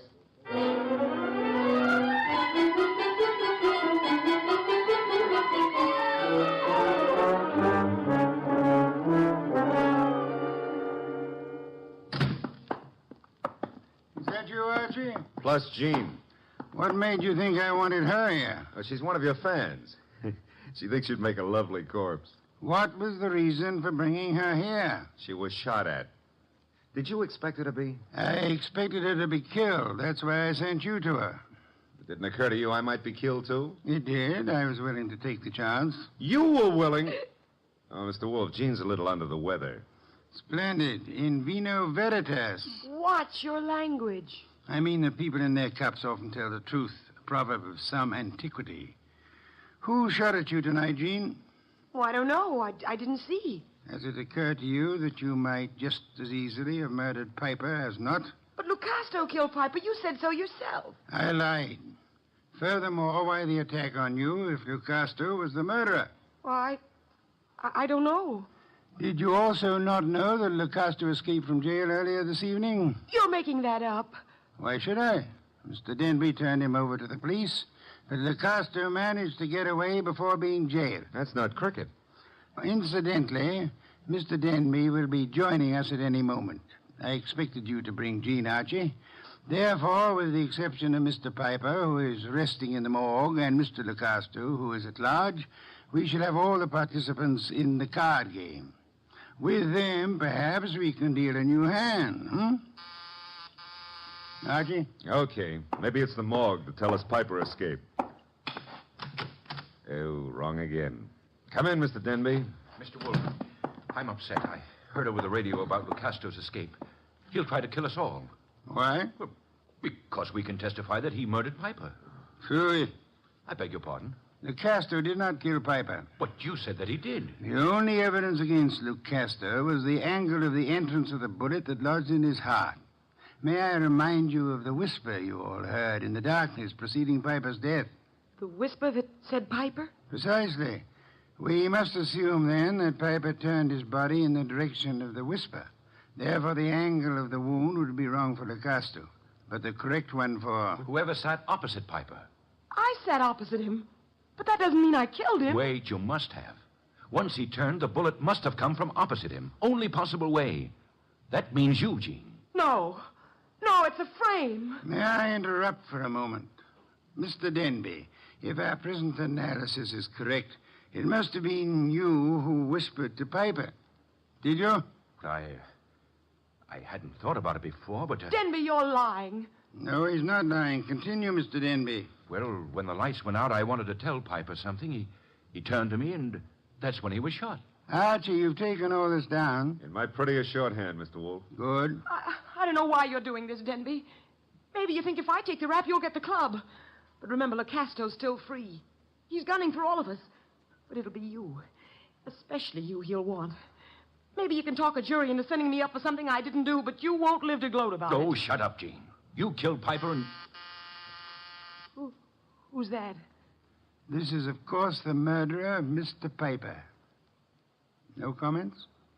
Archie, the door, if you please. But you said I was the one who... What kind of idiocy is this? Archie, I said the door. Okay, but shall I ask him in or sock him? You will act as the situation demands. Yes, sir. But for once, I'd like to know what the situation is. Raise him, Goodwin, and keep him that way. Now back up into the living room. I don't back up good. My gears... You want it here? Never mind. I'll strip a gear. Archie, what are you doing? Just what the situation demands, backing up. In case your knowledge of armaments has failed you, our little friend Chuck here is pointing a .38 revolver at me. You won't save him from the chair. Maybe not, but it could give me quite a pain in the stomach. Chuck, what do you think you're doing? You double-crossing louse. Gentlemen, if you So please. you thought you'd run to the fat dick and pin it all on me, huh, Denby? You don't know what you're talking about. We haven't even mentioned you. You sure of that, huh? Then why did Wolfe phone me and tell me you were about to sing? Wolfe phoned you? Yeah. Said you were getting ready to feed me to the electrician up the river. Oh, he was making a stab in the dark, Chuck, trying to start something. That's so, Wolfe? Archie, will you read Chuck your notes about Mr. Denby's statement regarding the whisper? Well, that doesn't mean... It could be misunderstood. Read me the notes, Goodwin. Here it is, I quote. When the lights went out, I wanted to tell Piper something. He turned to That's me and... all I need to hear. Chuck. You were selling me out after hiring me to knock off Piper. You dumb gunman. Now you've given Wolfe what he wants, a confession. I was trying to pin it on Jean. That's what you say now. It's kind of late, though. Too late for you. No. Goodbye, Mr. Denby. Nice shooting, Chuck. Stay put, Goodwin. The rest of you, I'm leaving. Police wouldn't approve. But let me have your gun. Huh? Wise guy. You know something? I've been thinking. Can you think? If I was to knock off you and Goodwin, me and Jean could split the club between us and nobody'd ever know who killed Piper. Very whimsical, Chuck, but if you don't mind... Archie, don't be an idiot. Well, if I have to get shot, I prefer it to happen when I'm moving forward. Archie. Okay, come and get it, Goodwin. March right up nice and easy and take it. I'm coming.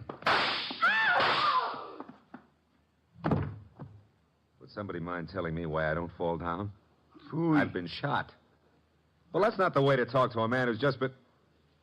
Hey, Chuck is lying down. Is he dead? Well, there's been a mistake. I didn't shoot him. He shot me. Archie, stop blabbering. Neither of you shot the other. As a matter of fact... I shot the Chuck. Lucasto. Lucasto, Archie? Well, I thought he escaped. No, I'm not crazy. I do not escape. The fat one, he phones the police to tell them how I'm innocent. Yes, I had the police announce the escape, however, for reasons of, shall I say, strategy? Well, on account of there are no bullet holes in me, you can say whatever you like, Mr. Wolfe. Thank you, Archie. That announcement helped heighten the tension our murderers were under. And then they explode. The fat one, he says to me, Locasto, wait in the next room. Watch careful. Maybe there's trouble. I watch. And now? Now there's no more trouble.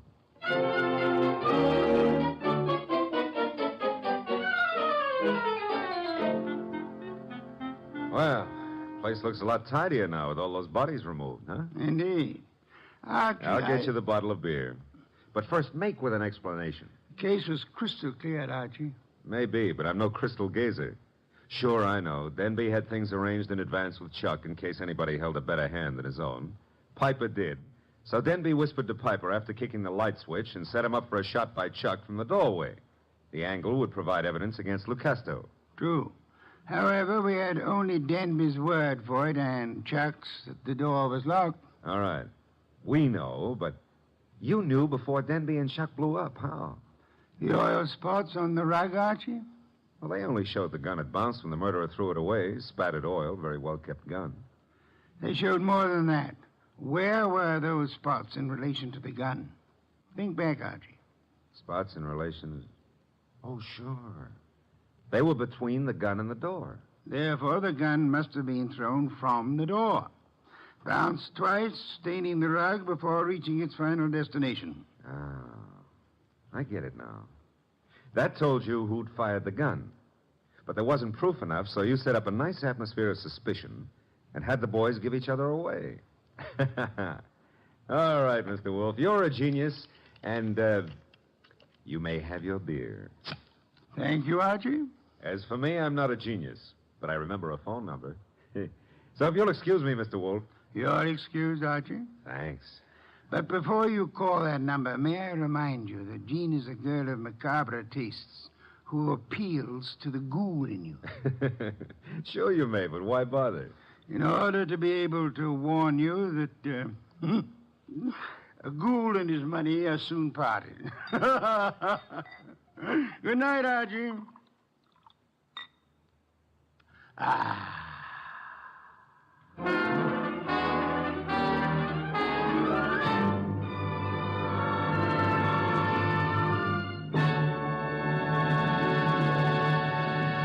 You have been listening to The New Adventures of Nero Wolfe, starring Jay Novello, Howard McNear, Barney Phillips, and Bill Johnstone.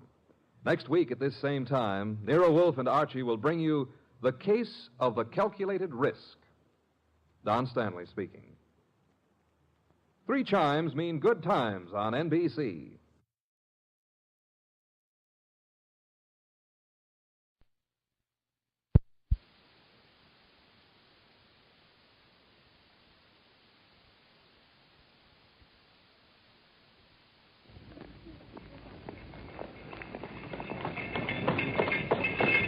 Cabby!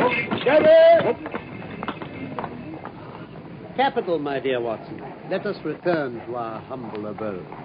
221B Baker Street, please, Cabby.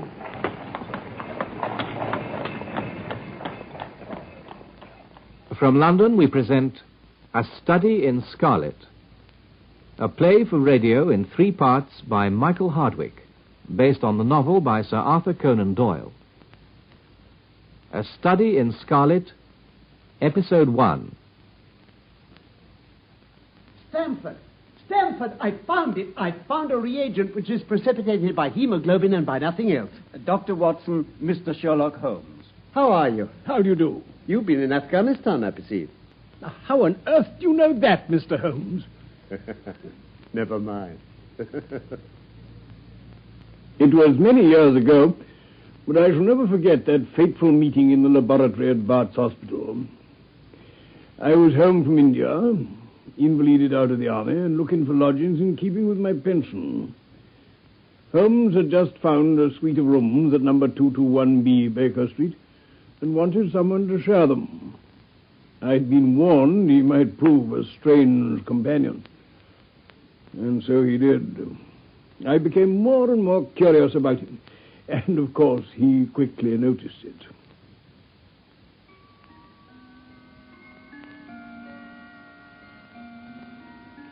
I trust, Doctor, that these few weeks have not proved to you that I'm too difficult a fellow lodger after all. Far from it, Holmes. I don't mind admitting you puzzle me, though. Puzzle you? Well, the way you work like a fiend sometimes, and at others you lie on the sofa there, hardly uttering a word or moving a muscle from morning to night. And there's those curious visitors of yours. In one afternoon, a grey-headed, seedy fellow looking like a peddler, then an old white-haired gentleman, a fashionably dressed young girl, and a railway porter. Then that little sallow, rat-faced fellow Lestrade, who'd been here 3 times in a single week. Well, I have a trade of my own. I suppose I'm the only one in the world. I'm a consulting detective. Consulting detective? Here in London, we have lots of government detectives and lots of private ones. When these fellows are at fault, they come to me, and I manage to put them on the right scent. Oh. Lestrade is a well-known detective. He got himself into a fog recently over a forgery case, and that was what brought him here. I see. And these other people? Oh, they're mostly sent on by private inquiry agencies. I listen to their story, they listen to my comments, and then I pocket my fee. It's simple enough as you explain it.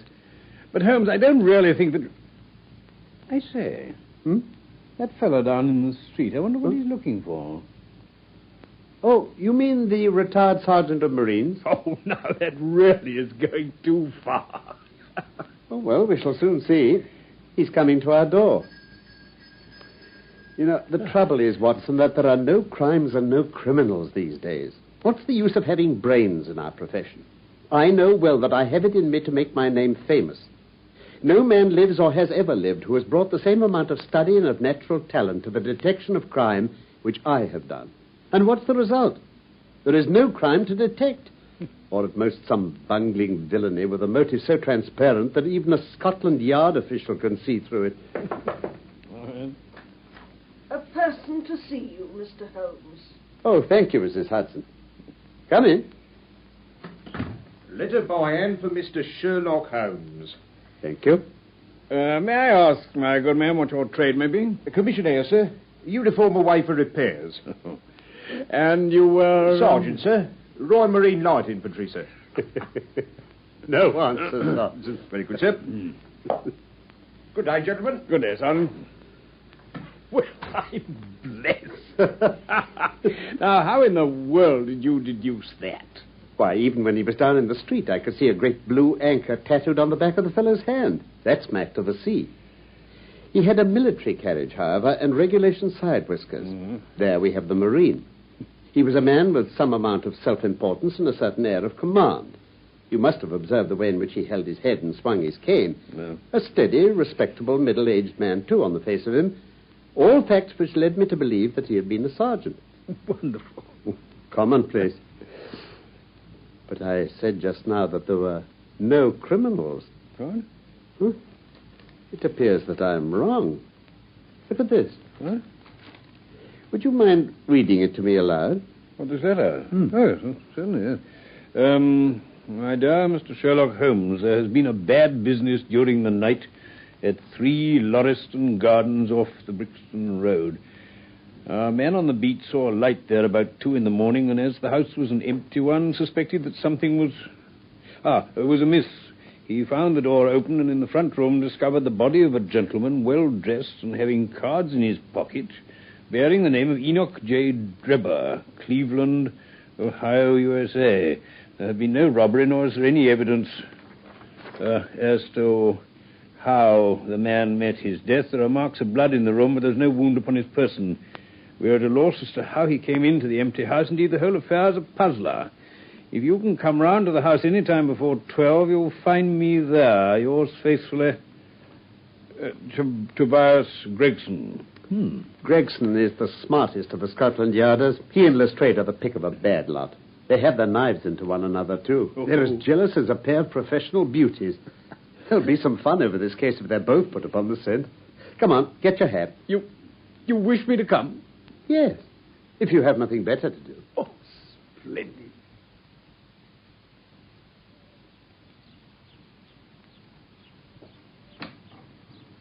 Here you are, Kevin. Thank you, Governor. Well, I must say, you don't seem to have been giving much thought to the matter in hand, and all that talk in the cab about Cremona fiddles and the difference between a Stradivarius and an Amati. No data yet.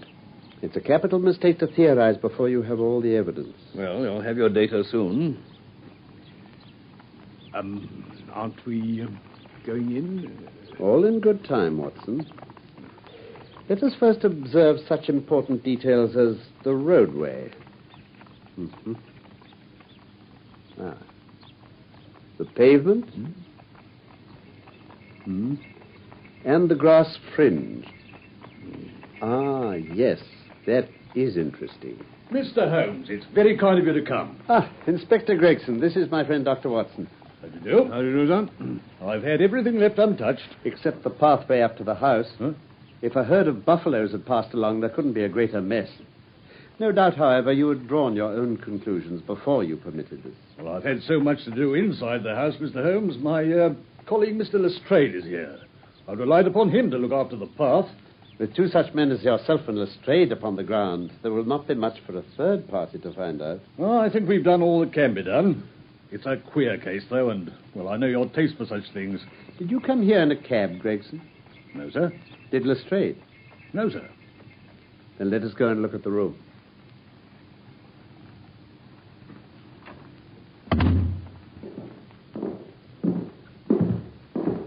Good morning, Mr. Holmes. Good morning, Lestrade.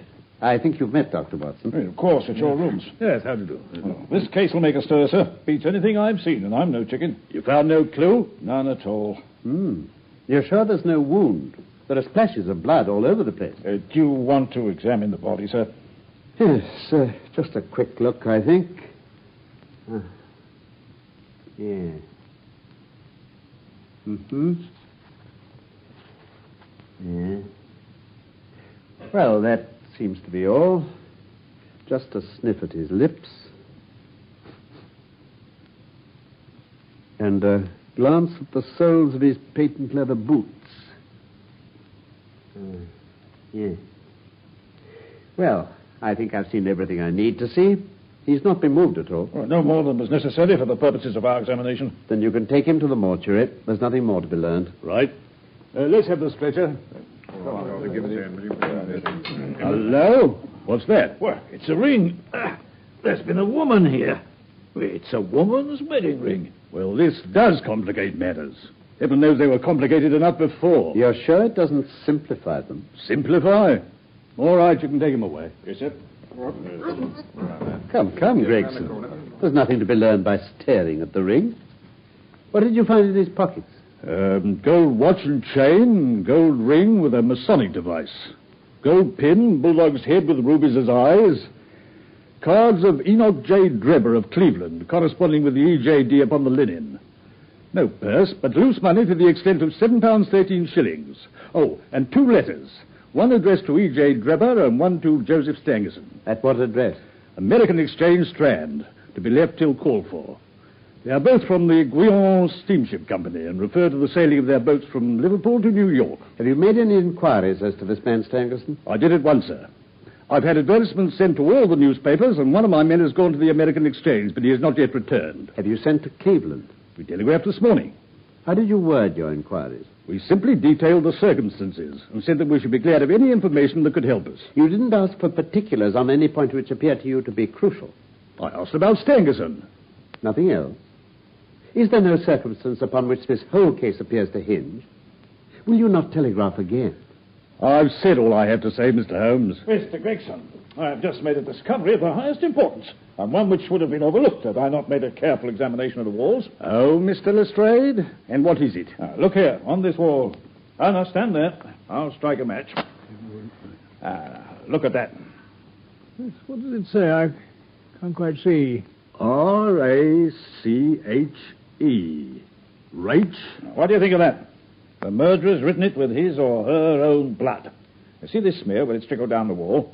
That disposes of the idea of suicide anyhow. Now, why was that corner chosen to write it on? I'll tell you. You see that candle on the mantelpiece? Yeah. It was lit at the time, and if it was lit, this corner would be the brightest instead of the darkest portion of the wall. And what does it mean now that you have found it? Why, it means that the writer was going to put the female name Rachel, but was disturbed before he or she had time to finish. You mark my words, when this case comes to be cleared up, you'll find that a woman named Rachel has something to do with it. All very well for you to laugh, Mr. Sherlock Holmes. You may be very smart and clever, but the old hound is the best when all's said and done. Oh, I really beg your pardon, Lestrade. You certainly have the credit of being the first of us to find this out. And as you say, it bears every mark of having been written by the other participant in last night's mystery. I have not had time to examine this room yet, but with your permission I shall do so now. Now, where's my lens?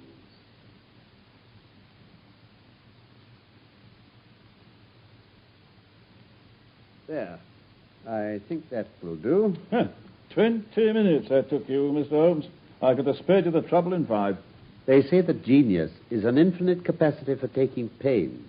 It's a very bad definition, but it does apply to detective work. What do you think of it, sir? Oh, it would be robbing you of the credit of the case if I were to presume to help you. You're doing so well now that it would be a pity for anyone to interfere. If you let me know how your investigations go, I shall be happy to give you any help I can. In the meantime, I should like to speak to the constable who found the body. Is he here? Well, no, he's off duty now. Then can you give me his name and address? Oh, yes, sir. His name is John Rance. You'll find him at 46 Audley Court, Kennington Park Gate. Kennington Park Gate. Thank you. Come along, Doctor. We shall go and look him up. Oh, gentlemen. Yeah? I'll tell you one thing which may help you in the case. What's that, sir? There has been murder done, and the murderer was a man. He was more than 6 feet high, was in the prime of life, had small feet for his height, wore coarse square-toed boots, and smoked a Trichinopoly cigar. He came here with his victim in a four-wheeled cab, which was drawn by a horse with 3 old shoes and 1 new one on his off foreleg. In all probability, the murderer had a florid face, and the fingernails of his right hand were remarkably long. These are only a few indications, but they may assist you. If this man was murdered, how was it done? Poison. Oh, one other thing, Lestrade. Don't waste your time looking for Miss Rachel. Rache is the German for revenge. Come along, Doctor. I have a telegram to send. I'm coming home.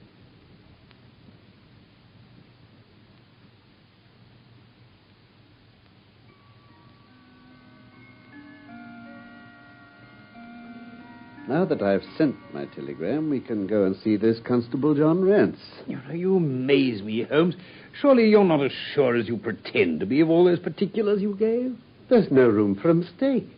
The very first thing which I observed on arriving there was that a cab had made 2 ruts with its wheels close to the curb. Mm-hmm. Now, up to last night, we've had no rain for a week, so that those wheels, which left such a deep impression, must have been there during the night. Since the cab was there after the rain began, and was not there at any time during the morning, I have Gregson's word for that. It follows that it must have been there during the night, and therefore that it brought those 2 individuals to the house. Well, that seems simple enough, but how about the other man's height? When a man writes on a wall, his instinct leads him to write about the level of his own eyes.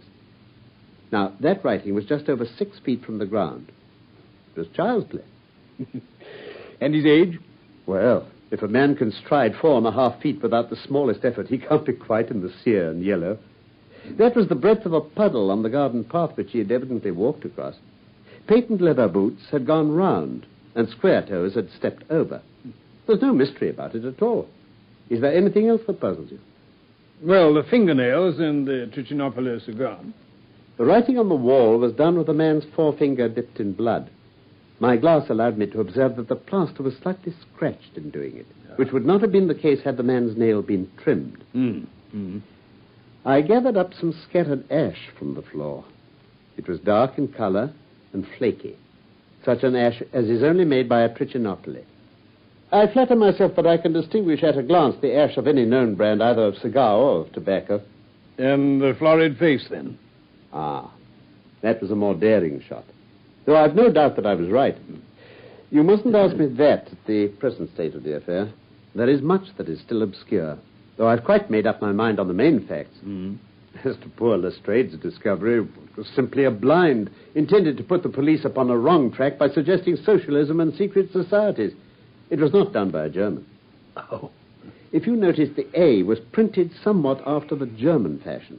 Now, a real German invariably prints in the Latin character, so that we may safely say that this was not written by one, but by a clumsy imitator who overdid his part. Oh, no. It was simply a ruse to divert inquiry into a wrong channel. I'm not going to tell you much more of the case, Doctor. You know, a conjurer gets no credit when once he's explained his trick. And if I show you too much of my method of working, you will come to the conclusion that I'm a very ordinary individual after all. Oh, I shall never do that.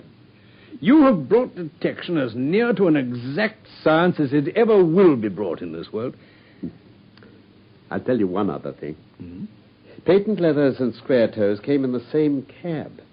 And they walked down the pathway together as friendly as possible, arm in all probability. When they got inside, they walked up and down the room. Or rather, patent leather stood still while square toes walked up and down. I could read all that in the dust, and I could read that as he walked, he grew more and more excited. That's shown by the increased length of his strides. He was talking all the while and working himself up, no doubt, into a fury. Yes. Then the tragedy occurred. Well, I've told you all I know myself. For the rest is mere surmise and conjecture. We have a good working basis, however, on which to start. And now we must hurry, for I particularly want to visit Constable Rance in Kennington. Let's go find a cab.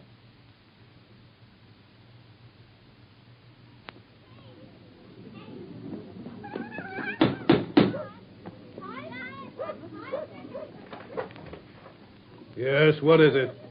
You are Constable John Rance? What of it, who wants to know? My name is Sherlock Holmes. Inspector Lestrade said I could find you here. It's about the business at Lauriston Gardens, Brixton Road. I made my report at the office. Can't a man get a bit of rest when he's off duty? We thought that we should like to hear it all from your own lips. Oh, well, I shall be most happy to tell you anything I can, sir. Come in, gents. Thank you. Sit you down on the sofa, gents. Now, what was it? Just let us hear it all in your own way as it occurred, please. Very well. Well, my time is from 10 at night till 6 in the morning. At 1 o'clock it began to rain. And I met Harry Murcher, who has the Holland Grove bin. We stood together at the corner of Henrietta Street a-talking.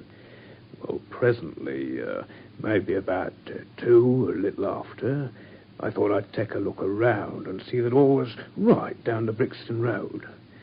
I was strolling down, thinking between ourselves how uncommon handy a 4 gin hot would be, when suddenly the glint of a light caught my eye in the window of that same house. Now, I knew that them 2 houses in Lauriston Garden was empty.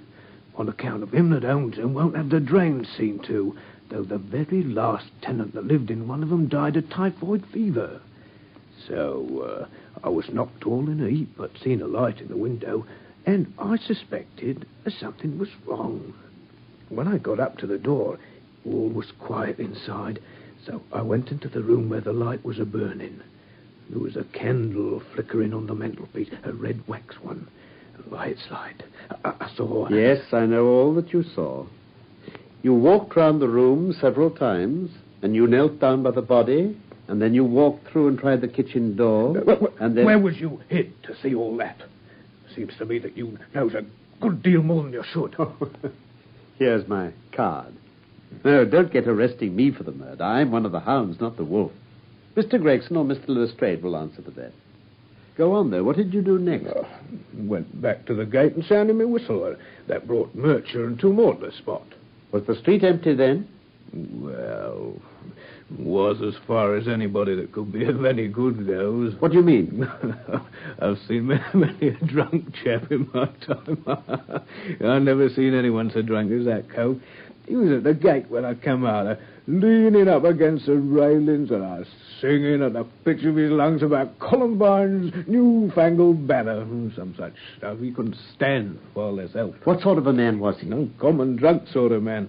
He'd have found himself at the station if we hadn't been so took up. His face, his dress, didn't you notice them? Oh, I should think I did notice them, seeing that I had to prop him up, me and Murcher between us.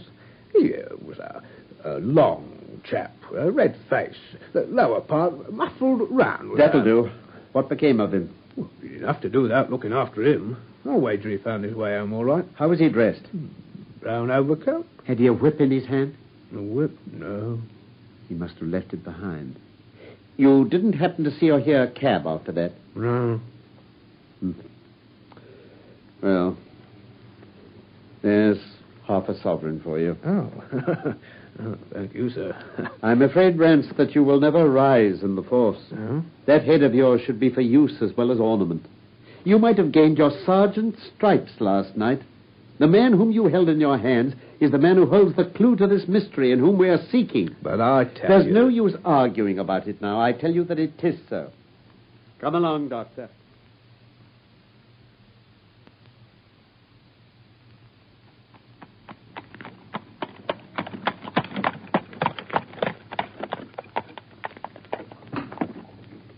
Two to 1B Baker Street, David. Right now, guard.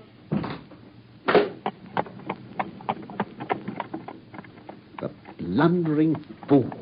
Just to think of his having such an incomparable bit of good luck and not taking advantage of it. Holmes, I'm rather in the dark still. It's true that the description of this man tallies with your idea of the second part in this mystery. But why should he come back to the house after leaving it? The ring, man, the ring. That was what he came back for. If we have no other way of catching him, we can always bait our line with the ring. I shall have him, Doctor. I lay you 2 to 1 that I have him. I must thank you for it all. Me? I might not have gone but for you, and so have missed the finest study I ever came across. A study in scarlet, eh? Yeah, why shouldn't we use a little art jargon? There's the scarlet thread of murder running through the colorless skein of life. And our duty is to unravel it, isolate it, and expose every inch of it.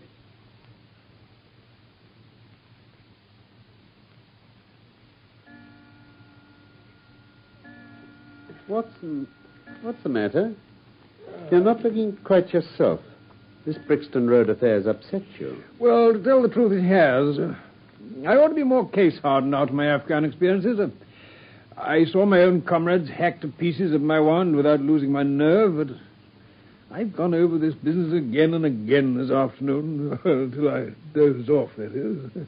I can understand. There's a mystery about this which stimulates the imagination. Where there's no imagination, there's no horror. Have you seen the evening paper? No. Gives a fairly good account of the affair. It doesn't mention the fact that when the man was raised up on the stretcher, a woman's wedding ring fell upon the floor. Oh. It's just as well it doesn't. Why? Look at this advertisement. What? I had one sent to every paper this morning immediately after the affair. Where? In the found column. Yes. In Brixton Road this morning, a plain gold wedding ring found in the roadway between the White Hart Tavern and Holland Grove.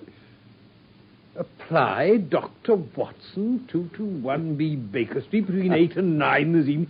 Oh. Excuse my using your name. If I used my own, some of these dunderheads would recognize it and want to meddle in the affair. Oh, that's all right, but supposing anyone applies, I've no ring. Oh, yes, you have. Huh? Here you are. This is almost a facsimile. I say. But who do you expect will answer this advertisement? Why, the man in the brown coat. Our florid friend with the square toes. If he doesn't come himself, he'll send an accomplice. Wouldn't he consider it too dangerous? Not at all. If my view of the case is correct, and I have every reason to believe that it is, this man would rather risk anything than lose the ring.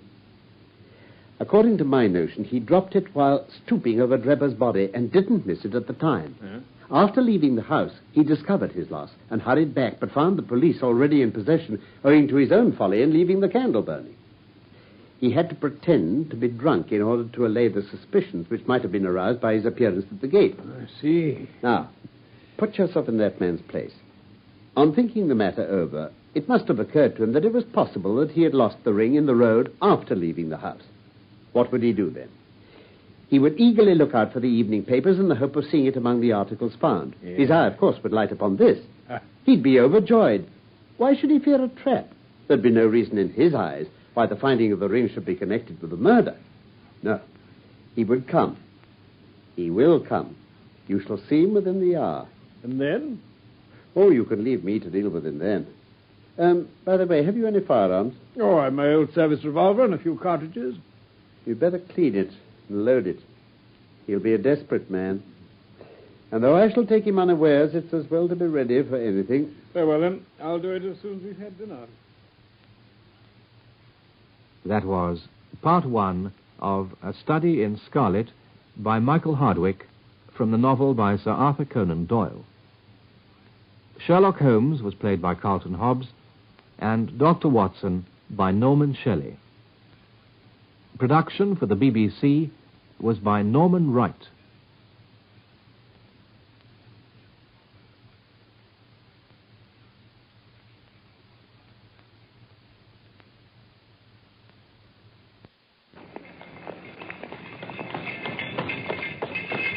Cabby! Capital, my dear Watson. Let us return to our humble abode. 221B Baker Street, please, cabby.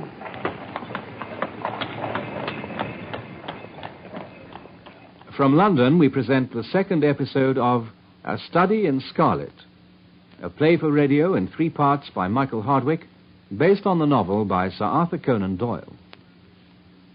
Here is Dr. Watson to continue the story of A Study in Scarlet. A Study in Scarlet was how my friend Mr. Sherlock Holmes had described our investigation into the murder of the American Enoch J. Drebber in an empty house near the Brixton Road. Certainly, my mind kept returning to the scarlet of that blood in which some unknown finger had dipped to write on a wall above the dead man the one word Rache, the German for revenge. Revenge for what? And by whom? So I mused, as I cleaned my old service revolver and waited with Holmes for the arrival of a claimant to the woman's wedding ring, which had been found near the body.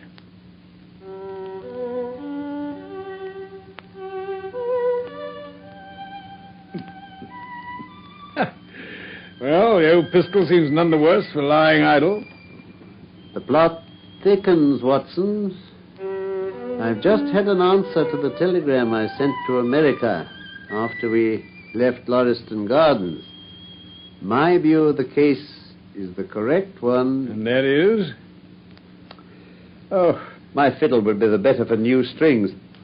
Put your pistol in your pocket. Very good. When the fellow comes, speak to him in an ordinary way. Leave the rest to me. Don't frighten him by looking at him too hard. He'll probably be here in a few minutes. Now, open the door slightly. Very well.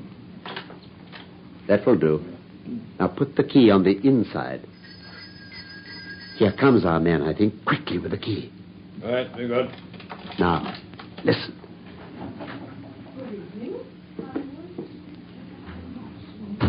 Oh, Dr. Watson, yes. Will you just follow me? Here, I'll be there.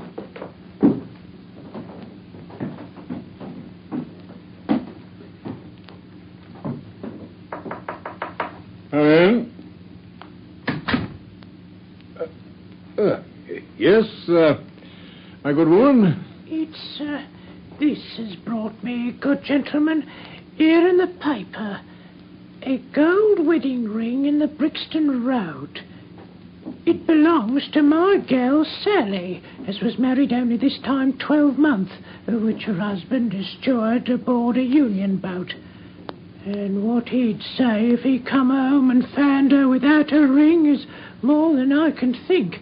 He being short enough at the best of times, but more especially when he has the drink. If it please you, she went to the circus last night along with... Is that her ring? Ah, the Lord be thanked. Sally will be a glad woman this night. And what may your address be? 13 Duncan Street, Houndsditch. There's a weary way from here. The Brixton Road doesn't lie between any circus and Houndsditch. The gentleman asked me for my address. Sally lives in lodgings at 3 Mayfield Place, Peckham. And your name is... My name is Sawyer. Hers is Dennis, which Tom Dennis married her, and a smart, clean lad, too, as long as he's at sea, and no steward in the company more thought of. But when on shore, what with the women and the liquor shops... Holmes, give it to her. Here's your ring, Mrs. Sawyer. It clearly belongs to your daughter, and I'm glad to be able to restore it to the rightful owner. If he could have come home and found her without it, I don't know what he might have done.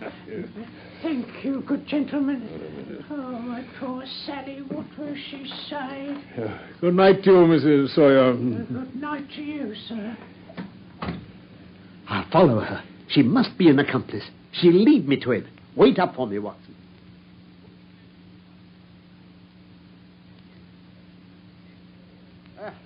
I wouldn't have the Scotland Yarders know it for the world, Watson. Well, they'd never let me hear the end of it. Oh, what is it, Holmes? Where have you been? It's just gone midnight.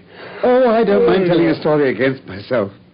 That creature had gone a little way when she hailed a four-wheeler which was passing. Yeah. I managed to be close to her so as to hear the address. But I needn't have been so anxious, for she sang it out loud enough for it to be heard at the other side of the street. Drive to 13 Duncan Street, Houndsditch, she cried. This begins to look genuine, I thought. And having seen her safely inside, I perched myself behind. You perched yourself? Huh? Oh, that's an art which every detective should be an expert at. Well, away we rattled and never drew rein until we reached the street in question. I hopped off before we came to the door and strolled down the street in an easy, lounging way. I saw the cab pull up. The driver jumped down, and I saw him open the door and stand expectantly. Nothing came out, though. What? When I reached him, he was groping about frantically in the empty cabin, giving vent to the finest assorted collection of oaths that I ever listened to. There was no sign or trace of his passenger, and I fear it'll be some time before he gets his fare. On inquiring at number 13, we found that no one of the name either of Sawyer or Dennis had ever been heard of there. But you don't mean to say that tottering, feeble old woman was able to get out of the cab while it was in motion without either you or the driver seeing her? Old woman be damned. We were the old women to be so taken in. He must have been a young man, and an active one, too, besides being an incomparable actor. The get-up was inimitable. Yes. He saw that he was followed, no doubt, and used this means of giving me the slip. It shows that the man we're after is not as lonely as I imagined he was, but has friends who are ready to risk something for him. Now, Doctor, you're looking done up. As you say, it's gone midnight. Take my advice and turn in. Yes, I think I will. You turning in, too? Oh, not yet a while, I fear. This smouldering fire and my violin will keep me company long into the watches of the night, I fancy. Good night. There's a strange problem still to unravel. A very strange problem indeed.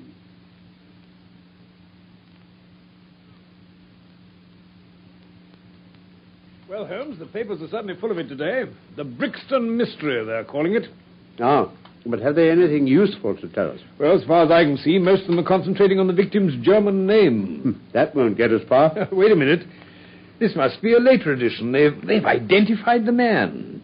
Have they indeed?